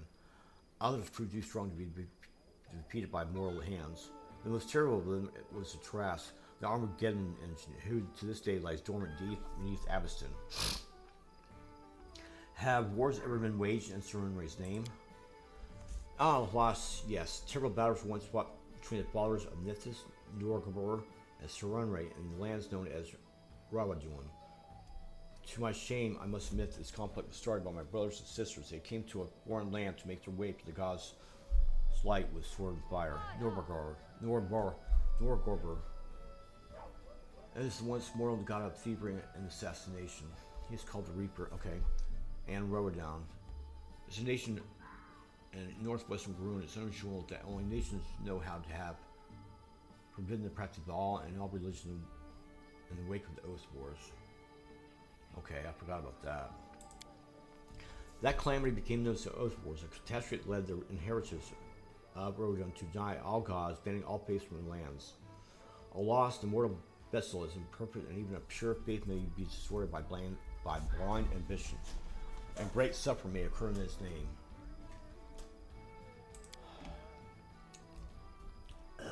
What are the teachings surrounding me? Celebrating goddess is the life of salvation, even to those who have been forsaken by other gods. She teaches us mercy and forgiveness, for as long as they may be useful to a soul's salvation. You make it sound like the Father, Son, and Ray will try to find good even in a bandit with a knife to the throat. Do not mistake passion for weakness. One hand of Serenray is shrouded in healing light, the other holds a scimitar. Following their gods, priests learn to wield this weapon starting in childhood, and they do not hesitate to use it if a dispute cannot be settled peacefully. Serenray teaches mercy, yet her compassion is not infinite. We give a second chance to all who ask, but if they reject it, if they persist in their sins, they will face the goddess's retribution. Are they undeserving of mercy? Undeserving of mercy, would even Serenray herself find the compassion to forgive me, your words, they are not easy ones to reconcile, and even priests such as I, we debate them to this day. What is the point at which the soul is irredeemable, or is it failing of the priests themselves? These are difficult questions to ask. Questions why men have debated for centuries. Does a being that has been tainted by evil to its very roots, that rejects its own salvation, still deserve compassion? Can those compelled to do evil by others still seek forgiveness? There's no easy answers on the issue among Serenray's followers. Oh my god. As for me, I believe that every soul carries the potential for goodness within. No matter the crime, the guilty applying forgiveness if they repent, and cast off the evil that led to the deed. I believe this with my heart. Oh my heart. Oh my god, the reading.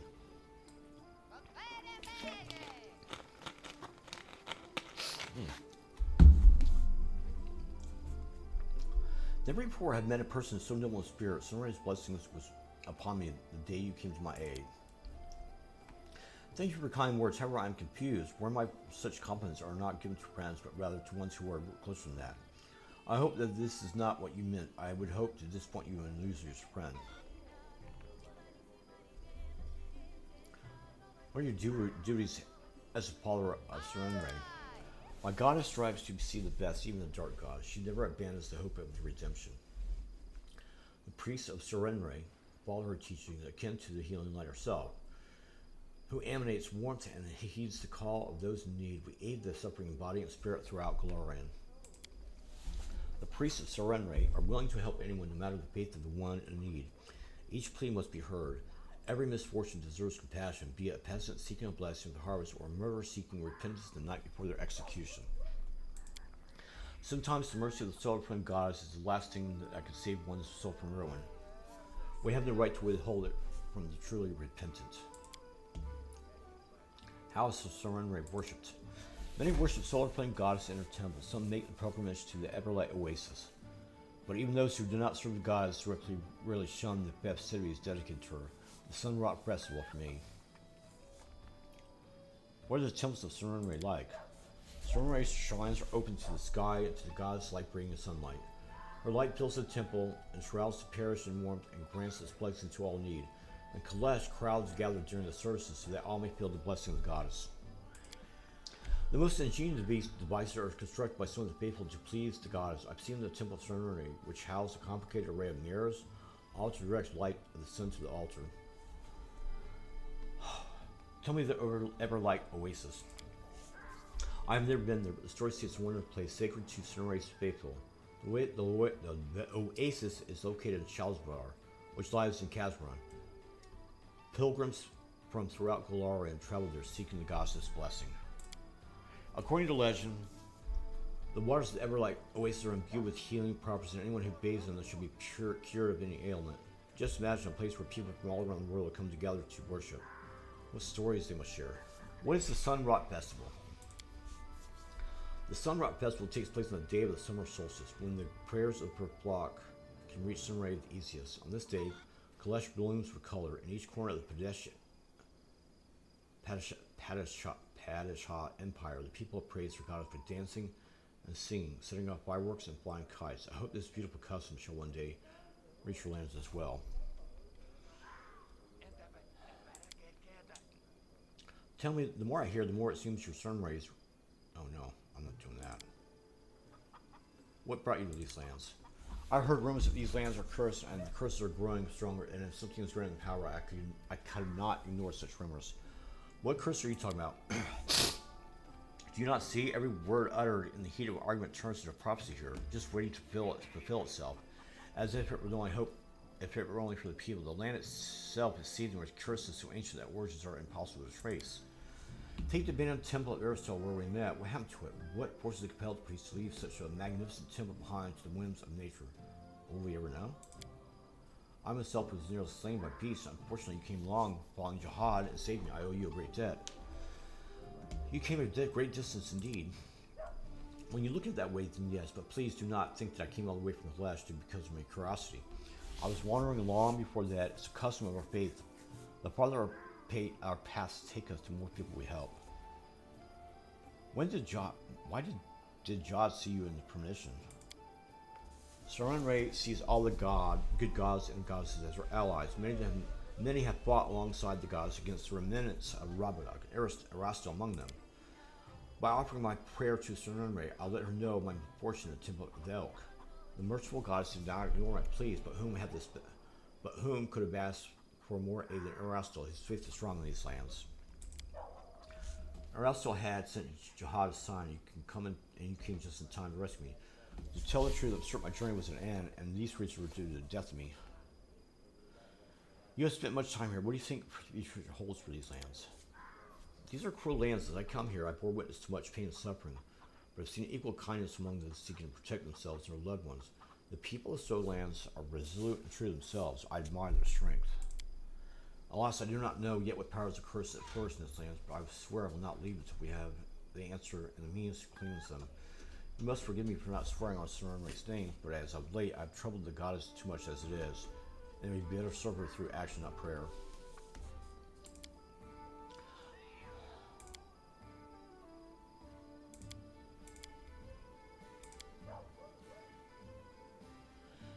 You have called yourself the chosen Serenre. What did you mean by that? So that was mere jest. Other alcoholics at my temple used them to tease me with that title. This should tell you how pious and devoted I was compared to them. And yet my faith is strong. Serenre knows this and protects me in times of great peril. If something ever threatens my life, by her divine powers, I'm transferred to a safe location. Pleasure. Alright, I've got to take another break after that, man. That's a lot, dude. I still have a lot to go, man.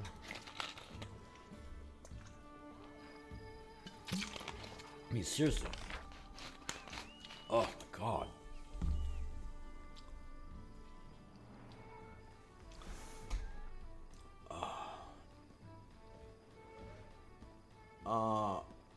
I'll go to harem next, I think.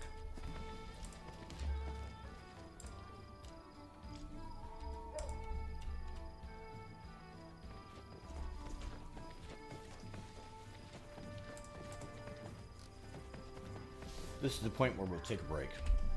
Oh, God.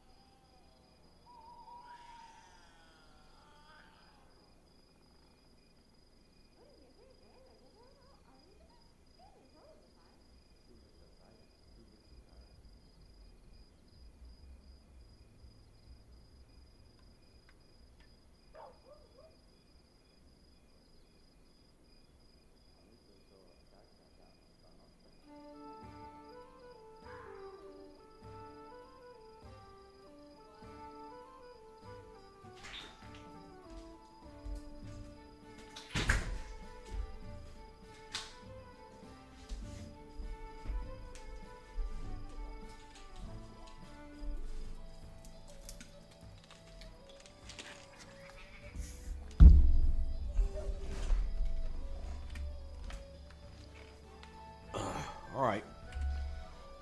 Man. Ugh. Did you start? I'm sorry. Oh no, that doesn't matter. I was just contemplating the futility of existence and the worthlessness of the universe. The ways of growth are great. My humble mortal mind cannot fully grasp them, but I do what I can. Tell me about your past. My life is divided into two parts. The first is filled with blind wandering, no doubts, attempts to serve Torah. The second part began when I accepted growth into my soul and received a clear vision of the world. What exactly would you like to know? Where are you from? My story began in Lorad, the city of dwarves, clerics, and acolytes. They served Torag and other Torag god. Torag's brothers, Angred and Magrin. Torag's wife, Volgrit. His daughter Bolka, his sons Grundjanar, Kohl, and Trud, and also Torag's sister Drangobit. I wouldn't be surprised if he built a temple to Torag's pet dog. Sorry I let myself get carried away. Laura is the second largest dwarven city in the Five Kings Mountains.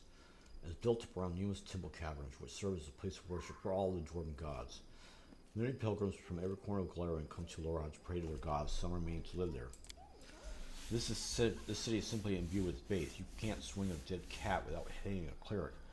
It's no surprise, inspired by the aura of the city, that I decided as a young boy to dedicate all my efforts to become a cleric of Torag. You once tried to serve Torag? Not just tried, it was a burning passion. I craved it day and dreamt it at night. You see, Aldir, from my first days, I felt the presence of the god at my back. I heard his whispers and felt his power. Though the nature of this power was unclear to me, I thought Tarak himself was trying to speak to me, and I did all I could to understand his words. Oh, what a naive fool I was. I had no idea that Tarak, that uncompromising, conceited god, glamorized by other dwarves, was capable of betrayal. He turned away from me. He left me in the hour when I put all my hopes in him and desperately needed his support. Torag is the god of craftsmanship, so every follower, especially the clerics, must smith their own pseudo-armor. The day when this work is finished is like the second birthday for a dwarf. He's nearly born in the eyes of Torag. My second birthday never came. I couldn't make armor, not even a sword, not even a simple nail. My hammer smashed my fingers and fell my feet. Molten iron burned my hands. The cleric laughed as he healed me. They used to say I was cursed by Torag, so finally gave up my attempt to please the betrayer god. Even if Torag really has rejected you, is it enough reason to leave your homeland? You don't know much about dwarves. How can a dwarf cursed by Torag go on living in a city where every single soul bows to Torag? I was along with disgrace, humiliated, insulted. I was trying to drown my sorrows in drink, but even the owner of the cheapest pubs in the road would laugh at me when we put those mugs in front of me. I couldn't take it any longer. I wanted something to end. I wanted everything to end. But there was one thing that kept me going, preventing me from ending my life. I could still hear that divine whisper behind my back. It was yet faint. It took a long time before I could hear it clearly. By having heard it once, I could never forget it. It was clear that none of the Lora's deities feared me, so I left the Five Kings Mountains and I went out searching.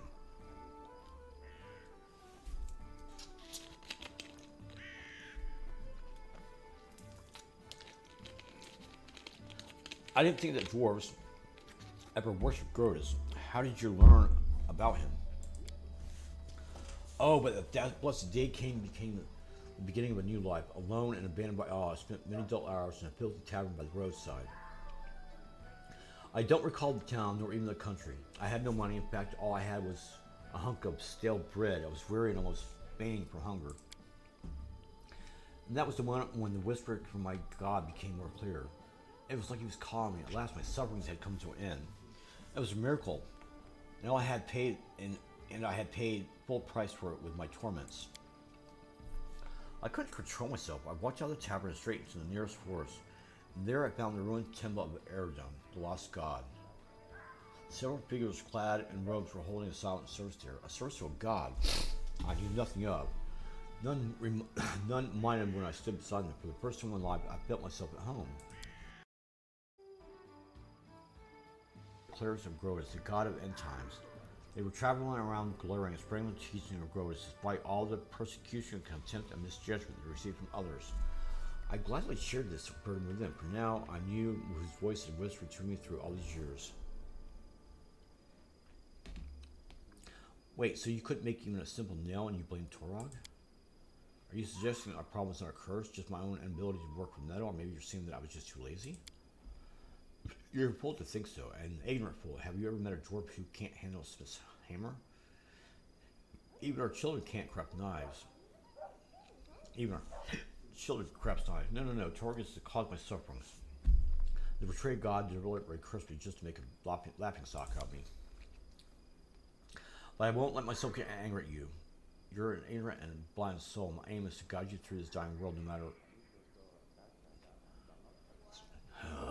My aim is to guide you through this dying world that marches us towards its end. I will open your eyes or die trying. Grotus will be pleased by either outcome. I'd like to learn more about the dwarves. Most dwarves are self-satisfied, stubborn, full of silver and Torag. They don't deserve my good attitude. People, but you can ask what you want to know. I'll try to answer. Tell me about the Five Kings Mountains. The Dwarven Kings, yes, Wales is south from here. It survived many trials and there will be more yet to come.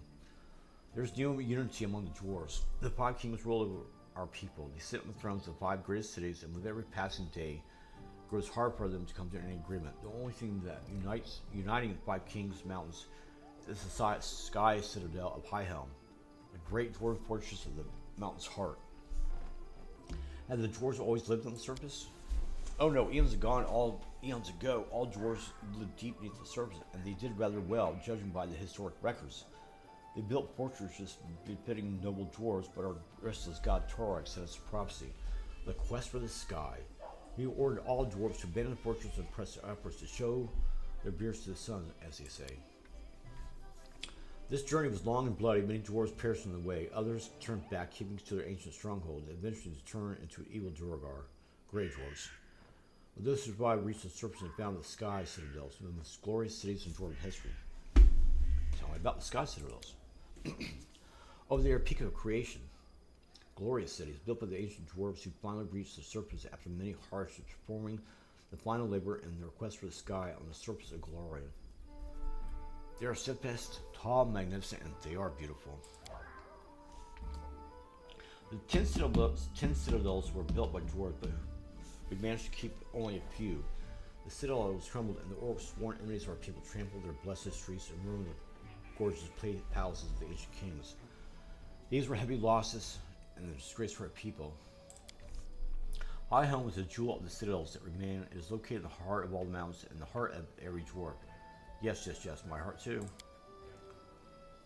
There is a dwarven saying that if an enemy reaches High Helm, every dwarf from all the corners of the world will come to defend it. I'd be there too, but not to help the citadel's defenders. I'd be there to help witness the fall of our people with my own eyes and mourn it. I would fall upon the cold stone and raise my final prayer to Grotus. Oh my god.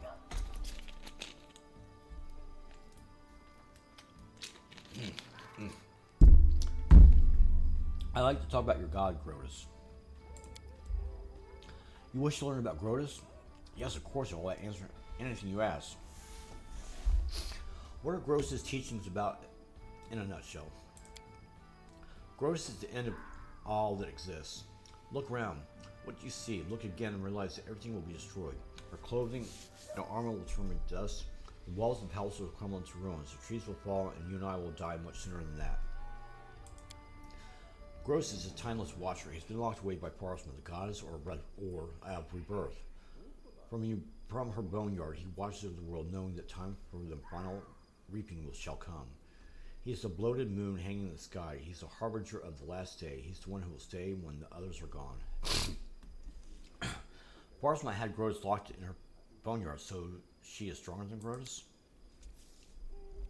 Of course she is strong for now. Grotus is weaker than Parsma and many other gods. I would be fool if I tried to claim otherwise. If Grotus were stronger, the end times would already have come, wouldn't they? But the powers of other gods fade away. They dissolve slowly, a grain in a century. Grotus collects these grains and wastes. He doesn't need to hurry. He knows that his time shall come. Usually clerics can speak for their gods. What does Grotus say to you? What is his will? Grotus doesn't speak to his clerics. Actually, Grotus doesn't need any clerics. He only allows his whispers to be heard, and by those who are dying to hear them. His words are unclear, but they call to you. His voice comes with the soft rustle of fallen leaves, with the woeful, wailing wind at the mountain pass, with the roar of the raging blizzard, and it calls you to strike out onto the road. Onwards, always onwards, over the pass, over the bridge, and further along.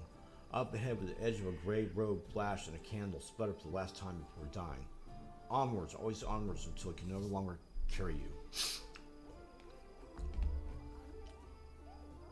Thanks for telling me about Grotus. I've learned enough by now.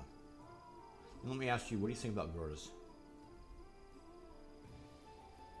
It was interesting to learn about the no more, no less. I would be glad to talk to you about Grotus anytime. After all, that's why I travel in your company.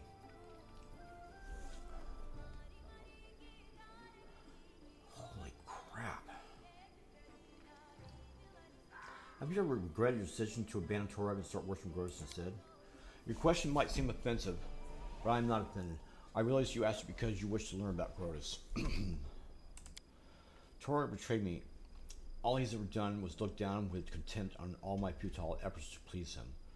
I crafted armored plates, but they fell apart with a single stroke of a fist. I smithed swords, but they broke at the hilt. Torag's priests used to say that such failures are the curse of their uncompromising deity.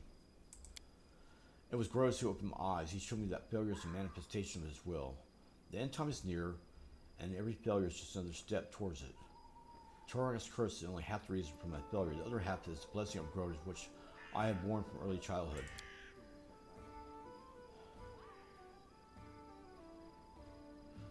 From what I've heard, Grotus doesn't spare the minds of the clerics. They all go insane eventually. Is that true? Who told you that? I would like to look that slain in the eye. You see, sanity is quite a relative concept. Each of us is certain that he's the sanest creature in the world. Meanwhile, we periodically doubt the sanity of others. So what happens if 2 or 3 people claim that someone else is sane? Does that make it true? Perhaps the accusers have lost their minds themselves. The longer a cleric listens to the whisper of Grotus, the better he comprehends the essence of his designs, and the deeper his understanding becomes. When enlightenment comes, the mind of a cleric ascends to a new level of understanding, which is inaccessible to simpler souls. Is it insanity? This is for you to decide. My decision was made long ago. When I reached enlightenment, I accept it with joy and delight. Honestly, that's just too much. You're a funny dwarf and have your precarious, but to go insane voluntarily, you should give it up before it's too late. Can't you understand that's precisely what I want for it to be too late?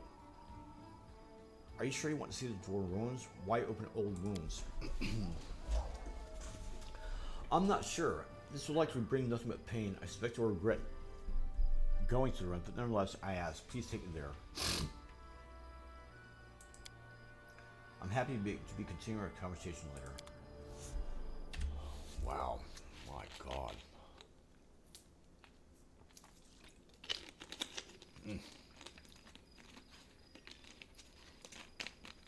Well, I want to learn about what they all do. The path is clear. Necessary.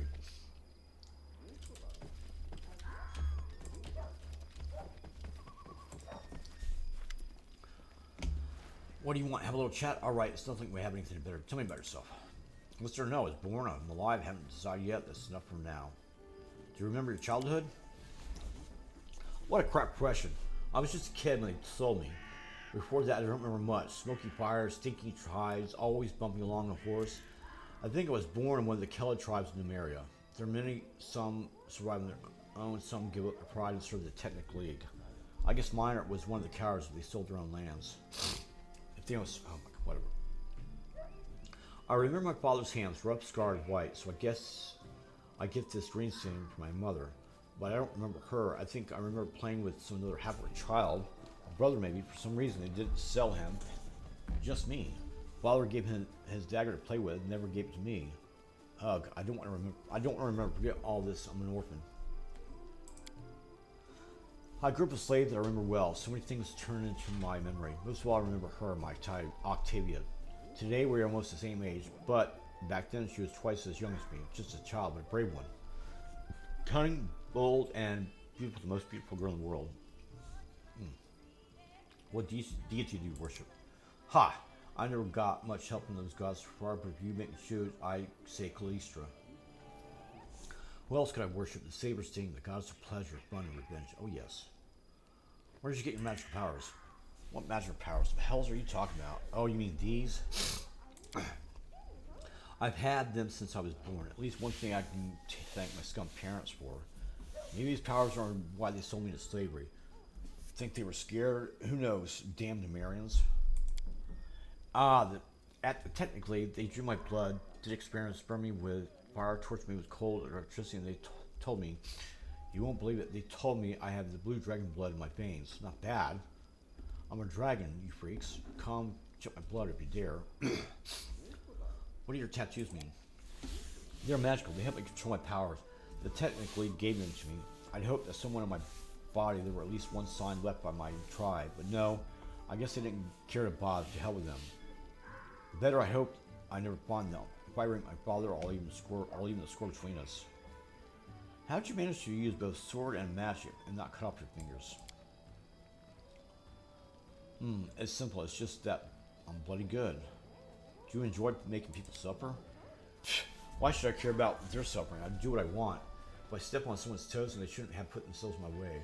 But chasing someone down just to torture them, that's only entertainment for maniacs like them technically. Well, on second thought, for them I would make an exception. I love to watch them cry, so I'd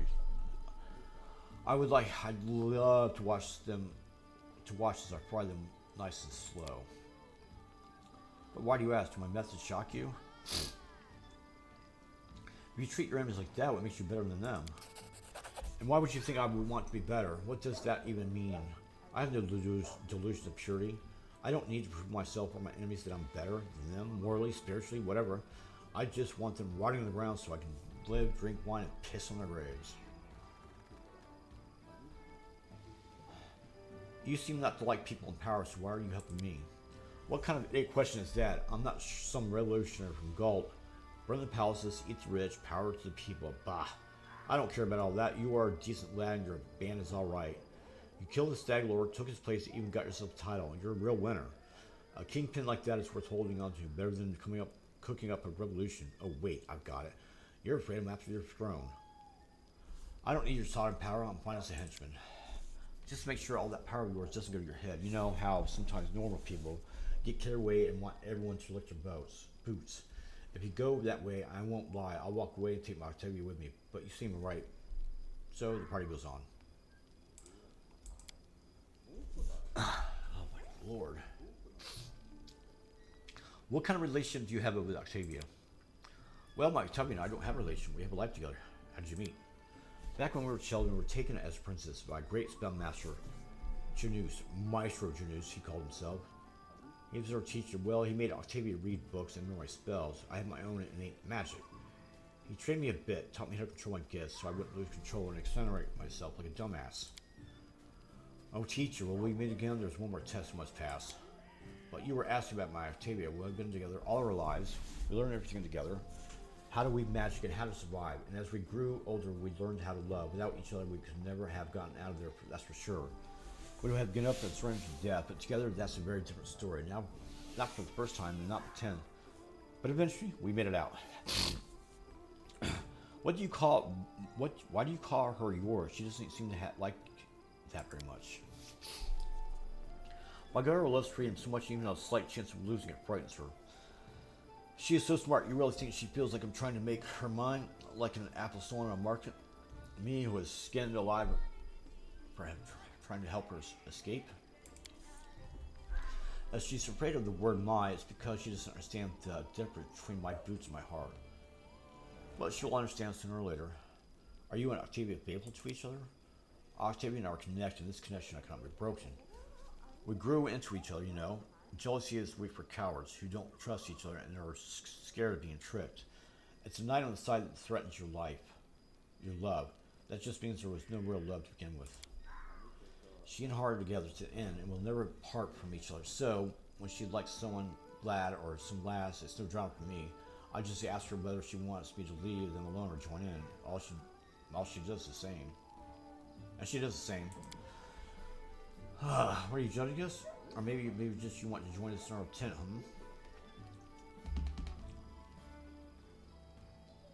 I'm not here to judge, just curious. You asked, I answered. When you pry into others' lives, don't be surprised if you find something that will keep you up at night. How do you like it at my party? I think it's grand. You're fine. You have a fine gang of lunatics here. I myself am no noble leader like you. We imagined we'd sit in the woods and rob wagons, maybe join a band of mercenaries. We never expected to become the henchman of a local ruler. Not to mention such a petty one, a pretty one.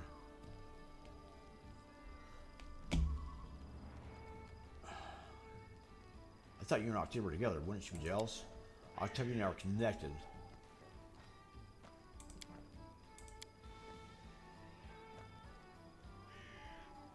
I do not want to hear this. Keep your comments to yourself. Go easy, I'm only kidding. So long, if you want to know anything else, just ask. Don't be shy, just don't go pale when I answer. Wow, man.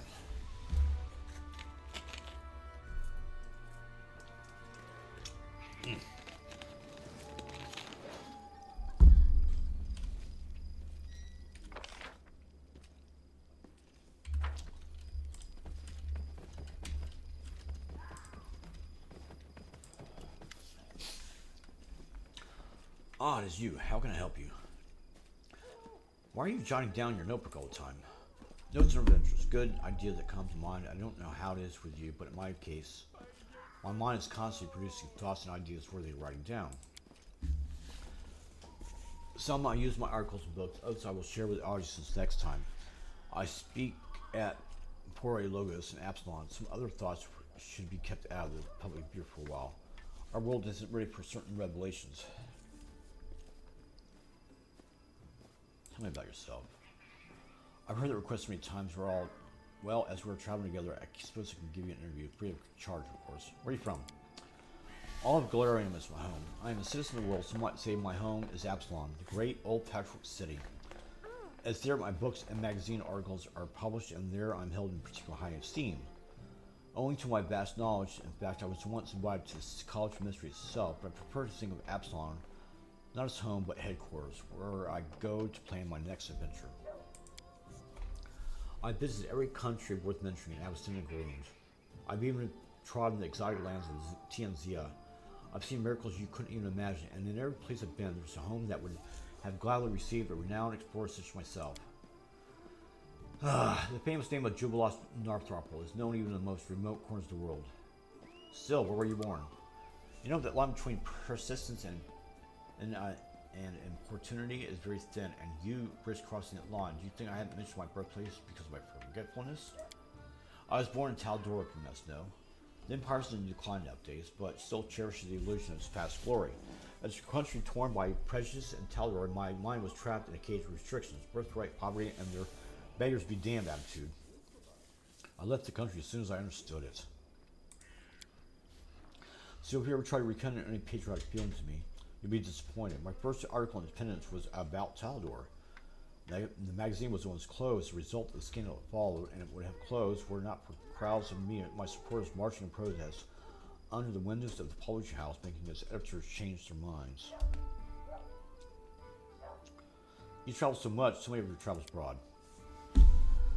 I've written a fair number of articles and essays on my journeys, and if you excuse me, I'll have the slightest desire to retell them all to you right now. If you wish to learn about foreign lands, pick up any issue of the Independence and read all you like. I'm sure you'll find my magazines even in the holes of a place. Even the holes of this, wow. So you write books and magazine articles.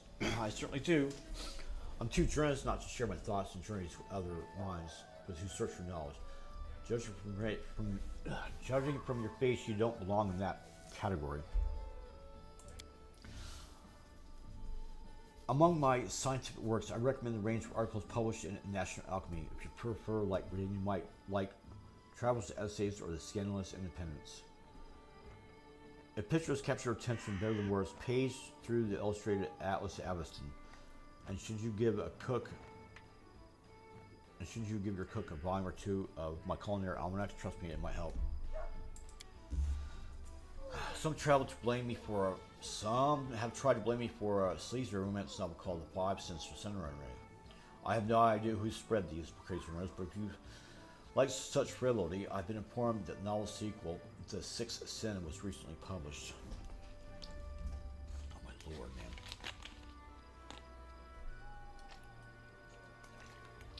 You wear glasses. Why don't you ask them clears to hell your eyesight? I'm sure you could have figured out an answer to that question on your own if you bothered to use a logical approach. At least I sincerely hope so. I prefer to think of you as a lazy person, not a stupid one. Well then, I suppose it's my fate to enlighten you. Alright, there's no time like the present. Let's build up a logical conclusion together. So starting with the obvious, a cleric services cost several hundred gold pieces. Vesticles cost a dozen gold coins, so maybe I just couldn't afford to pay the cleric. Incorrect conclusion. I earn enough, besides some clerics wouldn't surely help me free of charge because they are fans of my incomparable talents. The answer can't be money then, so what is it? Let's explore further. Surely you've noticed that I'm a rather famous person. Just to be clear what circles I'm famous in. My scientific articles are well known among the students and teachers of various institutions of higher education. My articles that satirize the rich and powerful are extremely popular among the minor nobility, traders and workers. That is, among anyone who doesn't have any power for themselves. The kind of people who don't usually have enough money to afford an expensive cleric. Well, can you add it up and find the right answer yet? My spectacles are something that unites me with my readers. People are more open to those who share their social status. Many of my readers can't afford their heals. Many of my readers can't afford to heal their eyesight at the temple, so when I too refuse such healing, I come close to my people. My spectacles are part of my image. I believe I managed to explain the basics of logical thinking. Don't you thank me? Uh-oh. Tell me something about the history of the gnome race. What have I come to? Jubilos Narthrop, a famous explorer, writer, and scientist, is reduced to giving simple analysis of history. Very well. Ask away what question you have. How did gnomes appear in Galarian? They came here in ancient times from the first world. You do know that the first world is, right? You don't ask me about it some other night. If you don't ask me about it some other time, I used to lecture on a couple of institutes. According to the understanding I've accumulated, the gnomes were an immortal race until some of our especially insightful ancestors came up with a brilliant idea. They decided it would be fun to learn how it feels to be immortal. I would very much like to meet these gnomes. I wouldn't even kick them. I just looked them in their eyes without seeing the world. Too bad they're all dead, long dead by now. As everyone knows, the stupid enough idea can be extremely contagious, so the gnomes caught this infection, all of them, without a hope for a cure. So they found a way to Galarian and decided to settle there. And you'll never believe it, they just got what they wanted. They severed their link with the first world. They gained mortality with bleaching and a heap of local diseases that have been keeping our race on the verge of extinction ever since. Do gnomes live long? Certainly long and happy ever after. We live as long as the elves, but were it not for the bleaching. That's the curse of our race, which only struck after the gnomes left the first world. To put it simply, gnomes must constantly have new experiences. The gnome gets into rut, so to speak, he bleaches. We start to lose color, literally. Our skin and hair become pale, and the worst thing is our soul loses color too. If the process continues unchecked, the gnome dies. History recalls that only a few cases where gnomes actually died of old age. Most of them perish either because of the bleaching or in the middle of some crazy adventure they joined just to save it off. So you travel so much as a way to fend off the bleaching? You see, I enjoy being alive. I like to eat pancakes in the morning. I like to write articles in magazines. I like it when I leave the publishing house in Absalon. And a crowd of fans immediately mobs me. So I do intend to die at the peak of my life because of some stupid ancient curse. But don't you dare imagine that everything I do is just for the fear of the bleaching. I tell people the truth about the world that surrounds them. My theoretical research aids the development of different branches of science and various institutes. Yes, sooner or later all bleach and die like any other gnome, but the name of the famous Jubilos Narthrop will be lived throughout the ages. Let's change something I learned about the first world. Well, you asked the right person, an expert on studying the first world. Come give me your question. The first world, what's it like? It's huge, wild, extremely unfriendly to the unprepared traveler. Nothing remains constant there. Matter changes before your eyes, which was a mountain yesterday becomes a river today. And that river flows upwards. The trees touch the sky. The heat of the desert can melt, and the hurricane winds can tear a person apart. But it would be wrong to think of the first world as a plane of total destruction. Creation is just as important there. The desert spring life, alive in the two forests, and when the hurricane subsides, animals emerge from hiding. Huge, wild, as untainted as the world itself, the first world epitomizes life in its original chaotic meaning. There are theories that God's use of the first world as a training ground to practice their ability to create matter. Then they abandoned the first world to its own fate and wandered up to create Galarian. Some say the inhabitants of the first world still hold a grudge against the gods for this. How can a person get there? Mainly through magic portals created by skilled magicians. The price of such a portal is usually in excess of several thousand gold pieces. There's another way, of course. There are documented cases where spontaneous portals to the first world have opened in a remote place of Galarian, where mages say the boundaries between the two worlds have grown thin. But spontaneous portals are rather dangerous. You never know what's lurking on the other side. Only desperate adventurers and madmen use them, and of course romantic, suicidal idiots who think their good common sense is too boring. Are there any sentient beings in the first world? Of course, the Fae, and all the creatures and the relatives. And then some more Fae besides. Sometimes one meets leprechauns or satyrs there, which are actually another type of Fae, just called by another name. All of them are immortal by the way, at least within their own home world. The souls of creatures of the first world have no connection with the realm of mortals. When a creature of the first world dies, its soul just materializes in another body similar to its old one. It's not a pleasant experience, and the resurrected creature loses almost all of the powers and abilities it developed earlier over its life. What keeps all the memories and personality is still much better than a mortal death, I would say. Sometimes the process doesn't even take long. A killer might meet his victim in the following week. Naturally, this immortality has influenced the way first world inhabitants think. For instance, Fae enjoy mischief and tricks that can easily end in someone's death. The Fae think it's just funny, and anyone from the other world who falls victim to such tricks doesn't end up having too much to say at all. Once the gnomes are more and more phase of the sky. Who rules the first world? It's commonly assumed that the elders ruled it. They are the overseer, but more just a glorified version of Baelor's. Power attracts pompous blockheads in every world. What are you hinting at? I'm only fulfilling my duty. Yes, duty. Protecting your subject and restoring order.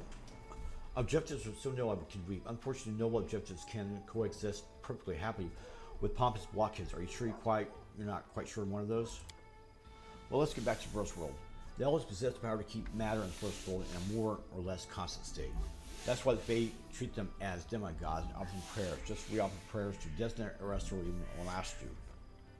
You know a lot of the first world. Have you ever been there? I haven't had the opportunity yet. Unfortunately, my studies of the first world are limited to the confused statements of witness or scribbles in their diaries. And I've studied the brains of some unfortunately particularly fell out of their spontaneous portals. I keep to the hope that sooner or later I manage to visit that wonderful place. And certainly notes I write on the place would be far more extensive and informative than all the ramblings of the subject I've had to wade through. Naturally, the main concern of my expedition would be the safety of its leader, mainly me. It would be extremely foolish to go that far and see that much only to lose her chance to tell everyone about it. Oh, that's it. That's it for now. I've had enough talking. My voice needs rest. We'll see you next time.